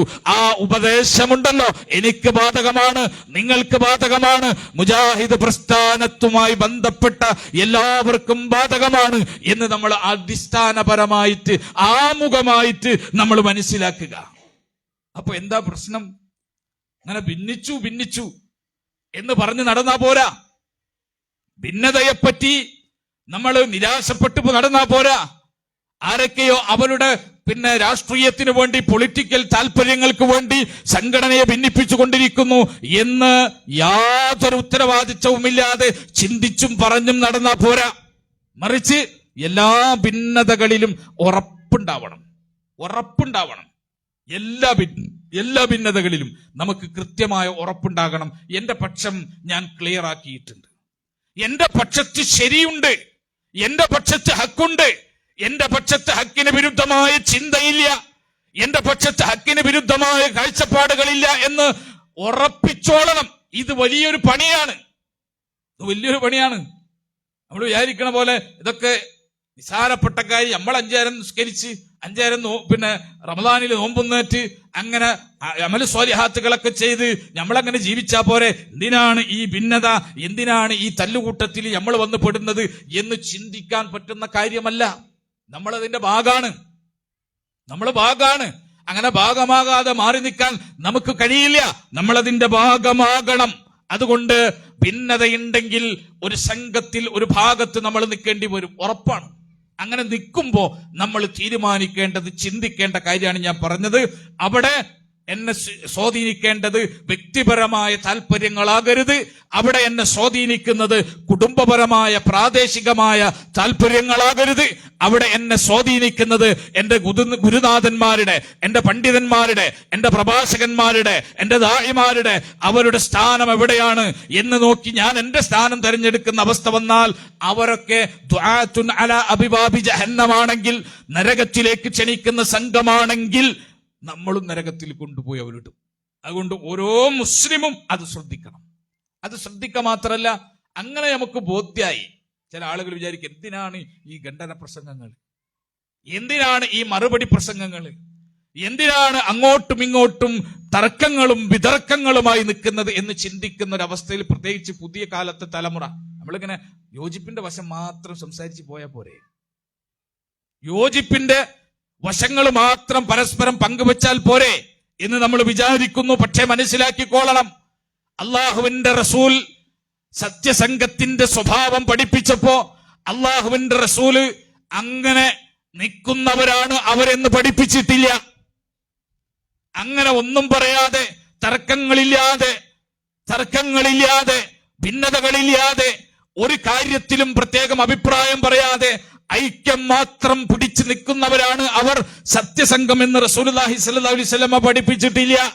മറിച്ച് അസത്യത്തിനെതിരെ, തിന്മകൾക്കെതിരെ, വലാലത്തിനെതിരെ, പുത്തൻവാദങ്ങൾക്കെതിരെ നിരന്തരമായി കലഹിക്കുന്നവരാണ് സത്യത്തിന്റെ സംഘം എന്നാണ് റസൂലുള്ളാഹി സ്വല്ലല്ലാഹു അലൈഹി വസല്ലമയുടെ ഹദീസ് നോക്കിയാൽ പഠിപ്പിക്കുക. നമ്മൾ വിചാരിക്കണതോ നമ്മളെ നാട്ടിലെ കുറച്ച് പിന്നെ മുസ്ലിങ്ങളുടെ ധാരണ എന്താണെന്ന് വെച്ച് കഴിഞ്ഞാൽ നമ്മളെ തർക്കമില്ലാത്ത വിഷയങ്ങൾ പറയുന്നവരൊക്കെ മാന്യന്മാരായ ദായിമാര്, തർക്കമില്ലാത്ത വിഷയം പറയുന്നവര്, ഭിന്നത ഉണ്ടാക്കുന്ന കാര്യങ്ങൾ അതിനെപ്പറ്റി സംസാരിക്കാത്തൊരു എഴുതാത്തവരൊക്കെ എന്താണ് വളരെ മാന്യമായ നല്ല മുസ്ലിം, ഗുഡ് മുസ്ലിം. ഇനിയോ തർക്കം പറയുന്നവനോ ഖണ്ഡനം പറയുന്നവനോ മറുപടി എഴുതുന്നവനോ അവനൊക്കെ ബാഡ് മുസ്ലിമാണ്, അവനൊക്കെ ഇച്ചിരി മോശമാണ്, സംഘടനാ പക്ഷപാതിയാണ്. ഇങ്ങനെ ഒരു ധാരണ പൊതുസമൂഹത്തിന്റെ ഇടയിലേക്ക് വ്യാപകമാകുന്നു, സ്വാധീനം ചെലുത്തപ്പെടുന്നു. അതുകൊണ്ട് ഞാൻ പറയാ, റസൂലുള്ളാന്റെ ഹദീസ് എടുത്ത് വെച്ചിട്ട് റസൂലുള്ള സത്യസംഘത്തെ പഠിപ്പിച്ചിട്ടുണ്ടല്ലോ, നമ്മൾ പഠിപ്പിക്കണ്ടല്ലോ. റസൂലുള്ള സത്യസംഘത്തെ പഠിപ്പിച്ച ഏതെങ്കിലും ഒരു ഹദീസിൽ നിഷ്പക്ഷരായിട്ട് ഒന്നിനുമെതിരെ മിണ്ടാതെ നിഷ്പക്ഷരായിട്ട് നിൽക്കുന്നവരാണ് സത്യസംഘം എന്ന് റസൂലുള്ള പഠിപ്പിച്ചിട്ടില്ല. മറിച്ച് അവർ നിരന്തരം കലഹത്തിൽ ഏർപ്പെടുന്നവരാണ്. കലഹം എന്ന് പറയുമ്പോൾ തല്ലൂട്ടെന്നല്ല അതിന്റെ അർത്ഥം. മറിച്ച് വൈജ്ഞാനികമായ കലഹങ്ങൾ ഉണ്ടാവും, പ്രമാണങ്ങളുടെ പേരിൽ മാറ്റുരക്കലുകൾ ഉണ്ടാകും, ഖണ്ഡനങ്ങൾ ഉണ്ടാകും, പ്രഭാഷണങ്ങൾ ഉണ്ടാകും, എഴുത്തുകൾ ഉണ്ടാകും. അതിങ്ങനെ തുടർന്നുകൊണ്ടിരിക്കുന്ന സ്വഭാവമാണ് അവർക്കുള്ളത്. റസൂലുള്ളാഹി സ്വല്ലല്ലാഹു അലൈഹി വസല്ലമ സഹാബികൾക്ക് ഉപദേശം കൊടുത്തപ്പോ സഹാബികൾക്ക് തോന്നി ഇത് റസൂലുള്ളാന്റെ വിട പറയലാണ്, റസൂലുള്ള യാത്ര പോകുന്നവൻ കൊടുക്കുന്ന വസിയത്ത് പോലെ പറഞ്ഞുകൊണ്ടിരിക്കുക. അതുകൊണ്ട് അല്ലാഹുവിന്റെ റസൂലെ ഞങ്ങളെ കൂടുതൽ കൂടുതൽ ഉപദേശിക്കൂ, കൂടുതൽ ഞങ്ങളെ ഉപദേശിക്കൂ എന്ന് സഹാബികൾ പറഞ്ഞപ്പോ റസൂലുള്ളാഹി സ്വല്ലല്ലാഹു അലൈഹി വസല്ലമ അവസാന കാലഘട്ടങ്ങളിൽ റസൂലുള്ളാഹിയുടെ സംസാരം എന്താ? ഫഇന്നഹു മൻ യഅ്ശു മിൻകും, നിങ്ങളിൽ ആരെങ്കിലും ജീവിച്ചിരിക്കുകയാണെങ്കിൽ ഫസയറാ ഇഖ്തിലാഫൻ കസീറാ, നിങ്ങൾ ധാരാളം ഭിന്നതകൾ കാണാം. അന്നേരം നിങ്ങൾക്ക് ധാരാളം ഭിന്നതകൾ കാണാം. മുസ്ലിം സൊസൈറ്റിയിൽ അഖീദാപരമായ കാര്യങ്ങളിൽ തർക്കിക്കുന്ന ആളുകളെ കാണാം. മുസ്ലിം സൊസൈറ്റിയിൽ കർമ്മപരമായ വിഷയങ്ങളിൽ തർക്കിക്കുന്ന ആളുകളെ കാണാം. വിശ്വാസവും കർമ്മവും മാത്രമല്ല, പല വിഷയങ്ങളിൽ മുസ്ലിം സൊസൈറ്റിയിൽ കക്ഷികളായി വേർപിരിഞ്ഞ് തർക്കിച്ചു കൊണ്ടിരിക്കുന്ന ഭിന്നതയുടെ ആളുകളെ നിങ്ങൾക്ക് കാണാം. അപ്പോ റസൂലുള്ള പറഞ്ഞു, അങ്ങനെ നിങ്ങൾ കാണും, ഈ ഉമ്മത്തിൽ, ഈ സൊസൈറ്റിയിൽ കാണും. ഫഅലൈക്കും ബിസുന്നതി വസുന്നതിൽ ഖുലഫാഇർ റാഷിദീനൽ മഹ്ദിയീൻ. അന്ന് നിങ്ങൾ എന്ത് ചെയ്യണം? എന്റെ സുന്നത്ത് മുറുകെ പിടിക്കണം. എന്റെ സുന്നത്ത് നിങ്ങൾ മുറുകെ പിടിക്കണം. സച്ചരിതരായിട്ടുള്ള സ്വഹാബത്തിന്റെ സുന്നത്ത് നിങ്ങൾ മുറുകെ പിടിക്കണം. എന്നിട്ട് അല്ലാഹുവിന്റെ റസൂൽ പറഞ്ഞു, എങ്ങനെ പിടിക്കണം? അല്ലു അലൈഹാ ബിൻ നവാജിദ്, നിങ്ങൾ എന്ത് ചെയ്യണം? അത് അണപ്പല്ല് കൊണ്ട് കടിച്ചു പിടിക്കണം. നിങ്ങൾ കാണും കുറെ ആളുകളെ, വിവിധ രൂപത്തിൽ വയല് പറയുന്ന ആളുകളെ, വിവിധ രൂപത്തിൽ നിങ്ങൾക്ക് പ്രബോധനം നടത്തുന്ന ആളുകളെ, വിവിധ രൂപത്തിൽ നിങ്ങളെ പിന്നെ ബ്രെയിൻ വാഷ് ചെയ്യുന്ന ആളുകളെ നിങ്ങളിങ്ങനെ കണ്ടുകൊണ്ടിരിക്കും. ആ കണ്ടുകൊണ്ടിരിക്കുമ്പോ നിങ്ങൾ ചെയ്യേണ്ട പണി എന്താ? നിങ്ങൾ അള്ളാന്റെ റസൂലിന്റെ സുന്നത്തിൽ, ആ സുന്നത്തിനെ സ്വഹാബാക്കൾ മനസ്സിലാക്കിയ രീതിയിൽ നിങ്ങൾ അതിനെ മുറുകെ പിടിച്ചുകൊണ്ടിരിക്കണം. അല്ലു അലൈഹാ ബിൻ നവാജിദ്, നിങ്ങൾ അതിനെ അണപ്പല്ല് കൊണ്ട് കടിച്ചു പിടിക്കണം. പിന്നെയോ വഇയ്യാകും മുഹ്ദസാത്തിൽ ഉമൂർ, പുതുതായി ഉണ്ടായ കാര്യങ്ങൾ, ഖുർആനും സുന്നത്തും പഠിപ്പിക്കാത്ത കാഴ്ചപ്പാടുകൾ, ഖുർആനും സുന്നത്തും പഠിപ്പിക്കാത്ത ആചാരങ്ങൾ, അനുഷ്ഠാനങ്ങൾ എല്ലാം ഉണ്ടല്ലോ, അത് നിങ്ങൾ സൂക്ഷിച്ചോളണം. ഫഇന്ന കുല്ല ബിദ്അത്തിൻ ളലാല, കാരണം എല്ലാ ബിദ്അത്തുകളും പുത്തൻ ആചാരങ്ങളും ളലാലത്താണ് എന്ന് നിങ്ങൾ മനസ്സിലാക്കി കൊള്ളണമെന്ന് റസൂലുള്ളാഹി സ്വല്ലല്ലാഹു അലൈഹി വസല്ലം പഠിപ്പിച്ചു. അപ്പൊ അല്ലാഹുവിന്റെ റസൂൽ കൃത്യമായിട്ട് പറഞ്ഞു, എന്ത്? സത്യസംഘത്തിന് ഈ അവസ്ഥ നേരിടാനുണ്ടാകും, ഭിന്നത നേരിടാനുണ്ടാകും. ആ ഭിന്നതയിൽ ഒരു പക്ഷത്ത് നിൽക്കേണ്ടി വരും, മറുപക്ഷത്ത് വാദങ്ങൾ ഉന്നയിക്കുന്നവർക്ക് മറുപടി പറയേണ്ടി വരും. അവരുമായിട്ട് ആദർശ തലത്തിലെ സംഘട്ടനങ്ങൾ ഉണ്ടാകും, അതുപോലെ തന്നെ വൈജ്ഞാനികമായ കലഹങ്ങൾ ഉണ്ടാകും. അങ്ങനെയാണ് സത്യസംഘം മുന്നോട്ട് പോയിക്കൊണ്ടിരിക്കുക. അതുകൊണ്ട് തന്നെ സത്യസംഘത്തെ ആളുകൾ കൈവിടും, അതിനെ എതിർക്കും, അതിനെ കൂക്കുവിളിക്കും, അതിനെ മോശപ്പെടുത്തും, അതിനെതിരെ അപവാദങ്ങൾ പറഞ്ഞു പരത്തും. പക്ഷെ അതൊന്നും അവർക്കൊരു ഉപദ്രവം വരുത്തില്ല. അതിന്റെ പേരിലൊന്നും അവർ എന്ത് ചെയ്യില്ല, അവർ തകരില്ല, തളരില്ല, അവർ മുന്നോട്ട് പോയിക്കൊണ്ടേ ഇരിക്കുമെന്ന് റസൂലുള്ളാഹി സ്വല്ലല്ലാഹു അലൈഹി വസല്ലമ കൃത്യമായിട്ട് പഠിപ്പിച്ചു. ഇത് നമ്മൾ മനസ്സിലാക്കുക. ഇനി എല്ലാ തർക്കങ്ങളിലും ഈ ഒരു സമീപനം നമ്മൾ മനസ്സിലാക്കിക്കോ. തർക്കത്തിന്റെ ഭാഗത്ത് നിൽക്കുക, നിഷ്പക്ഷനല്ലെങ്കിൽ മോശക്കാരനാണ് എന്ന കാഴ്ചപ്പാട് നമ്മൾ മാറ്റിക്കോ. എന്താ നിഷ്പക്ഷത? ഒരു പക്ഷമില്ലായ്മ. നിഷ്പക്ഷത എപ്പോഴും സത്യസന്ധത ആകണോ? ഞാൻ എൻ്റെ ഉമ്മയെ അടിച്ചു. നിങ്ങൾ ഈ ചെങ്ങിലേരിയിലുള്ള ആൾക്കാർ നിഷ്പക്ഷരായി, അങ്ങനെ നിഷ്പക്ഷരാവൂ. ഞാൻ എൻ്റെ ഉമ്മയെ അടിച്ചു, എൻ്റെ വാപ്പയെ തല്ലി, ശരിയാണോ തെറ്റാണോ? അപ്പൊ നിങ്ങൾ പറയാം ഞങ്ങൾ നിഷ്പക്ഷരാണ്. പ്രത്യേകിച്ച് ഒരു പക്ഷമൊന്നുമില്ല, ശരിയാണെന്ന പക്ഷമില്ല, തെറ്റാണെന്ന പക്ഷമില്ല. നിങ്ങൾ ആലോചിച്ച്, ഈ നിഷ്പക്ഷത സത്യസന്ധതയാണോ? ഈ നിഷ്പക്ഷത ശരിയാണോ? ഈ നിഷ്പക്ഷത സ്വീകരിക്കപ്പെടേണ്ട കാര്യമാണോ? ഈ നിഷ്പക്ഷത ഏറ്റവും വലിയ ദ്രോഹമാണ്. നിങ്ങൾ പറയണം നീ ചെയ്തത് തെറ്റാണ്. നിന്റെ മാതാവും പിതാവും എത്ര അക്രമം നിന്നോട് ചെയ്താലും നിനക്ക് അധികാരമില്ല, അവരെ തല്ലാൻ അധികാരമില്ല, അവരെ ഉപദ്രവിക്കാൻ അധികാരമില്ല, നീ മഹാപാപം ചെയ്തിരിക്കുന്നു എന്ന് വിളിച്ചു പറഞ്ഞു നിങ്ങളിൽ കുറച്ച് ആൾക്കാർ. അപ്പോ ചില ആൾക്കാർ പറയാ, ഓ ഭിന്നത ഉണ്ടാക്കി, നിഷ്പക്ഷരായി നിന്നാ പോരെ, നിഷ്പക്ഷരായിട്ട് നിന്നാ പോരെ, നിങ്ങൾ എന്തിനാ ഭിന്നത ഉണ്ടാക്കണേ? ഇങ്ങനെ ഉണ്ടോ കൂട്ടരെ? നിഷ്പക്ഷത എന്ന് പറഞ്ഞാൽ അധിക സ്ഥലത്തും എന്താണെന്നറിയോ? അധിക സ്ഥലത്തും നിഷ്പക്ഷത ഏറ്റവും വലിയ ദ്രോഹമാണ്. നമ്മൾ ഇന്ത്യ മഹാരാജ്യത്ത്, നിങ്ങൾക്കറിയാം, ഇന്ത്യ മഹാരാജ്യത്ത് ചില നിഷ്പക്ഷതകൾ കണ്ടിട്ടേ നമ്മള് മൂക്കിലും വരൽ വെച്ച് നിൽക്കാണ്. ചില നിഷ്പക്ഷതകൾ കണ്ടിട്ട് അല്ലെ, എങ്ങനെ മനുഷ്യങ്ങനെ അന്താളിച്ചിങ്ങനെ നിൽക്കൂലേ? കോടതികളുടെ നിഷ്പക്ഷതകൾ കണ്ടിട്ടേ ഇന്ത്യ മഹാരാജ്യത്ത് നമ്മൾ എന്ത് ചെയ്യുന്നു? നമ്മളിങ്ങനെ അത്ഭുതപ്പെട്ട് നിൽക്കുക. നിങ്ങൾക്കറിയാം, ഉത്തരേന്ത്യയിൽ ഒരു പണ്ഡിതൻ, അദ്ദേഹത്തിന്റെ പേര് ഞാൻ മറന്നുപോയി, ഒരു പണ്ഡിതൻ പിന്നെ അറസ്റ്റ് ചെയ്യപ്പെട്ടിട്ട് കുറച്ചു നാളായി. സോഷ്യൽ മീഡിയയിലും പിന്നെ മീഡിയകളിലൊക്കെ ധാരാളം ചർച്ചകൾ ഉണ്ടായി. അദ്ദേഹം അറസ്റ്റ് ചെയ്യപ്പെട്ട എന്തറിയോ? മതമാറ്റ നിരോധന ബില്ലുണ്ടല്ലോ, മതം മാറ്റ, ആളുകളെ പ്രലോഭിപ്പിച്ചിട്ടും ഭീഷണിപ്പെടുത്തിയിട്ടും മതം മാറ്റുന്നത് നിരോധിക്കുന്ന ബില്ലിന്റെ അടിസ്ഥാനത്തിലാണ് അദ്ദേഹത്തെ അറസ്റ്റ് ചെയ്തത്. അപ്പൊ നമ്മൾ വിചാരിക്കെന്താ അദ്ദേഹം ചെയ്ത തെറ്റെന്താ? മനുഷ്യന്മാരെ പ്രലോഭിപ്പിച്ച് മതത്തിലേക്ക് കൊണ്ടുവന്നു, മോഹിപ്പിച്ചിട്ട് മനുഷ്യന്മാരെ ഭീഷണിപ്പെടുത്തിയിട്ട് ഇസ്ലാമിലേക്ക് കൊണ്ടുവന്നു. അതാണ് അയാൾക്കെതിരെയുള്ള ചാർജ്. അപ്പൊ അയാള് ചെയ്ത തെറ്റെന്താ? അയാൾ ചെയ്ത തെറ്റ് കുറച്ച് അമുസ്ലിങ്ങളുടെ അടുത്ത് പോയിട്ട് അവരോട് പറഞ്ഞു, എന്താ? പ്രലോഭിപ്പിച്ചു, എന്നിട്ട് അവരെ മതത്തിൽ കൊണ്ടുവന്നു. വേറെ ചില മുസ്ലിങ്ങളുടെ അടുത്ത് പോയിട്ട് അവരെ ഭീഷണിപ്പെടുത്തിയിട്ട് പേടിപ്പിച്ചിട്ട് ഇസ്ലാമിൽ കൊണ്ടുവന്നു. ഇങ്ങനെയാണ് കോടതിയിൽ കേസ് നടക്കുന്നത്. എന്താ പറഞ്ഞ് പ്രലോഭിപ്പിച്ചത്? എന്താ പറഞ്ഞ് ഭീഷണിപ്പെടുത്തിയെന്നറിയോ? അയാൾ പറഞ്ഞു, ഈമാൻ സ്വീകരിച്ചില്ലെങ്കിൽ നരകത്തിൽ പോകുന്നറിഞ്ഞു. ഭീഷണി കാര്യമായിട്ട് നിങ്ങൾ ചിരിക്കുക. അദ്ദേഹം പറഞ്ഞെന്തറിയോ? അള്ളാഹുവിൽ വിശ്വസിച്ചാൽ സ്വർഗം കിട്ടും. പ്രലോഭിപ്പിച്ചു. ഇന്ത്യയുടെ കോടതിയിൽ കേസ് നടക്കാണ്. നിങ്ങൾ വെറുതെ ഒന്ന് ഗൂഗിൾ ചെയ്ത് നോക്ക്. ഞാൻ പേരും മറന്നുപോയി അദ്ദേഹത്തിന്റെ. വെറുതെ ഗൂഗിൾ ചെയ്ത് നോക്ക്. ഇന്ത്യയിലെ ഉത്തരേന്ത്യൻ സംസ്ഥാനങ്ങളിലെ ഹൈക്കോടതിയിൽ കേസ് നടക്കാണ്. ഇത് പ്രലോഭനാണോ? സ്വർഗമുണ്ട് എന്ന് പറയുന്നത് പ്രലോഭനമാണോ? നരകമുണ്ട് എന്ന് പറയുന്നത് ഭീഷണിപ്പെടുത്തലാണോ എന്ന ചർച്ച കോടതിയിൽ നടക്കാണ്. അപ്പൊ കുറച്ച് ആൾക്കാരല്ലോ നിഷ്പക്ഷം, ഞങ്ങളൊന്നും പറയാനില്ല. നിങ്ങൾ മനസ്സിലാക്കിക്കോ, പലപ്പോഴും നിഷ്പക്ഷത എന്നുള്ളത് കാപട്യത്തിന്റെയും ചിന്മയുടെയും ഒപ്പം നേർക്ക് നേരെ നിൽക്കാൻ ഒരു ഉളുപ്പുള്ളോൻ തലയിൽ മുണ്ടിട്ട് നിൽക്കുമല്ലോ, ആ പണിയാണ് നിഷ്പക്ഷത. പലപ്പോഴും നിങ്ങൾ ശരിക്കും നമ്മളതിനെ ഉൾക്കൊണ്ടോളി.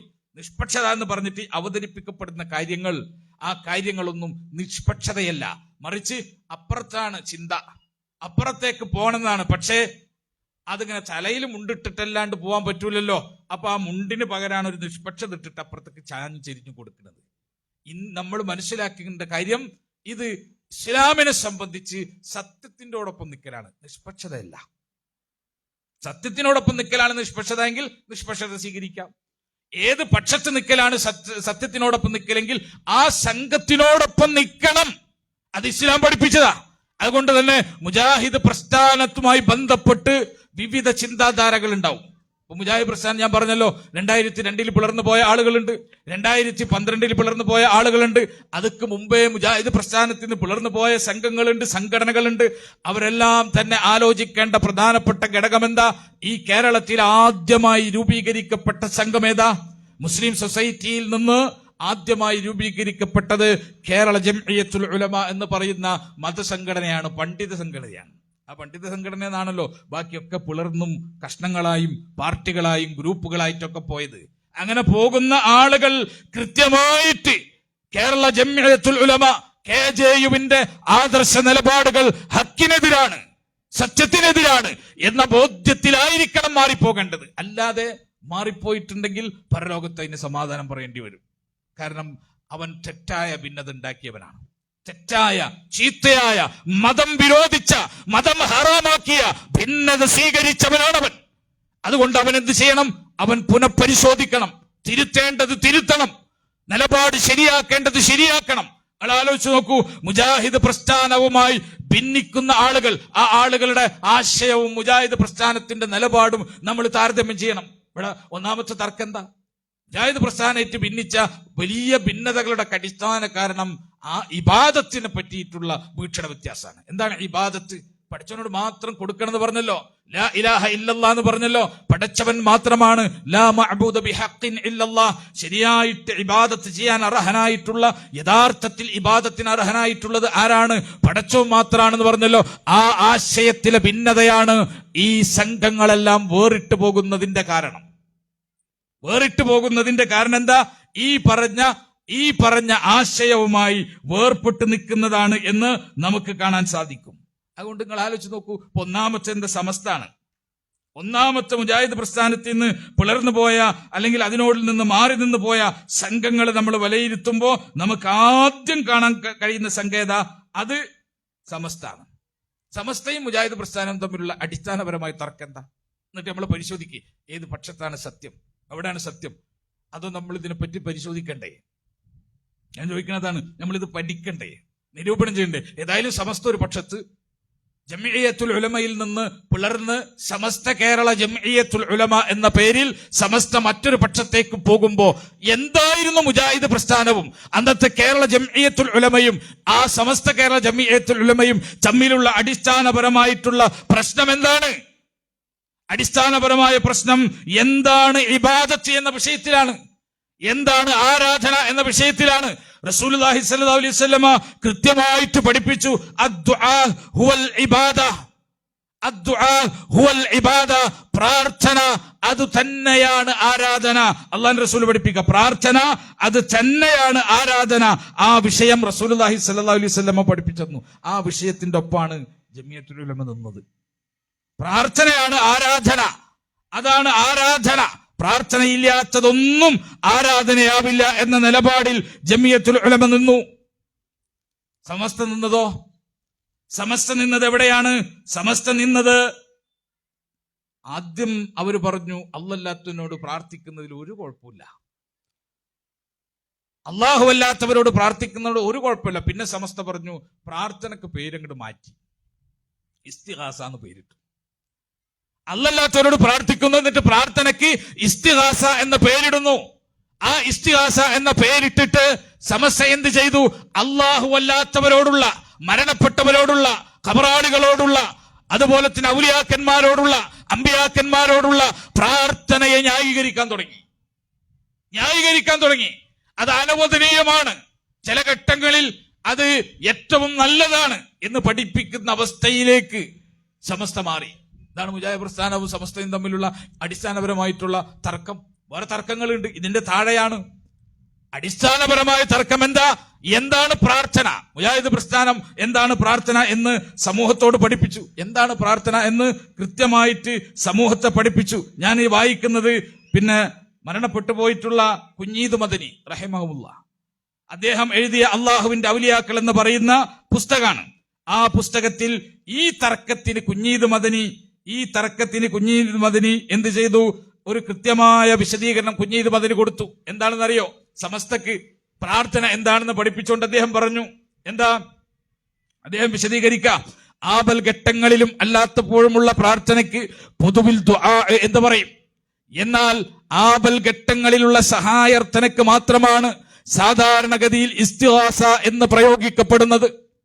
എന്നിട്ട് അദ്ദേഹം പറഞ്ഞു കൊടുത്തു, മനുഷ്യ കഴിവിൽപ്പെട്ട കാര്യങ്ങൾ ജീവിച്ചിരിക്കുന്ന മനുഷ്യർ അന്യോന്യം സഹായാർത്ഥന നടത്താൻ ഇസ്ലാം അനുവദിച്ചതാണ്.